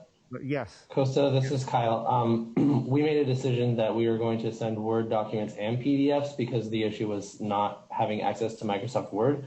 And so, again, what Costa said about looking at them as a download, you will have the ability to download the format that works for you.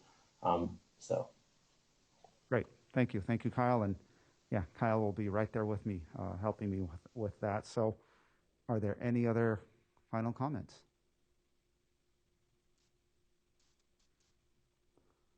Thank you once again, everybody. We appreciate all your work. It's 4:20, another slight gift of time. Thank you so much. We'll see you next month.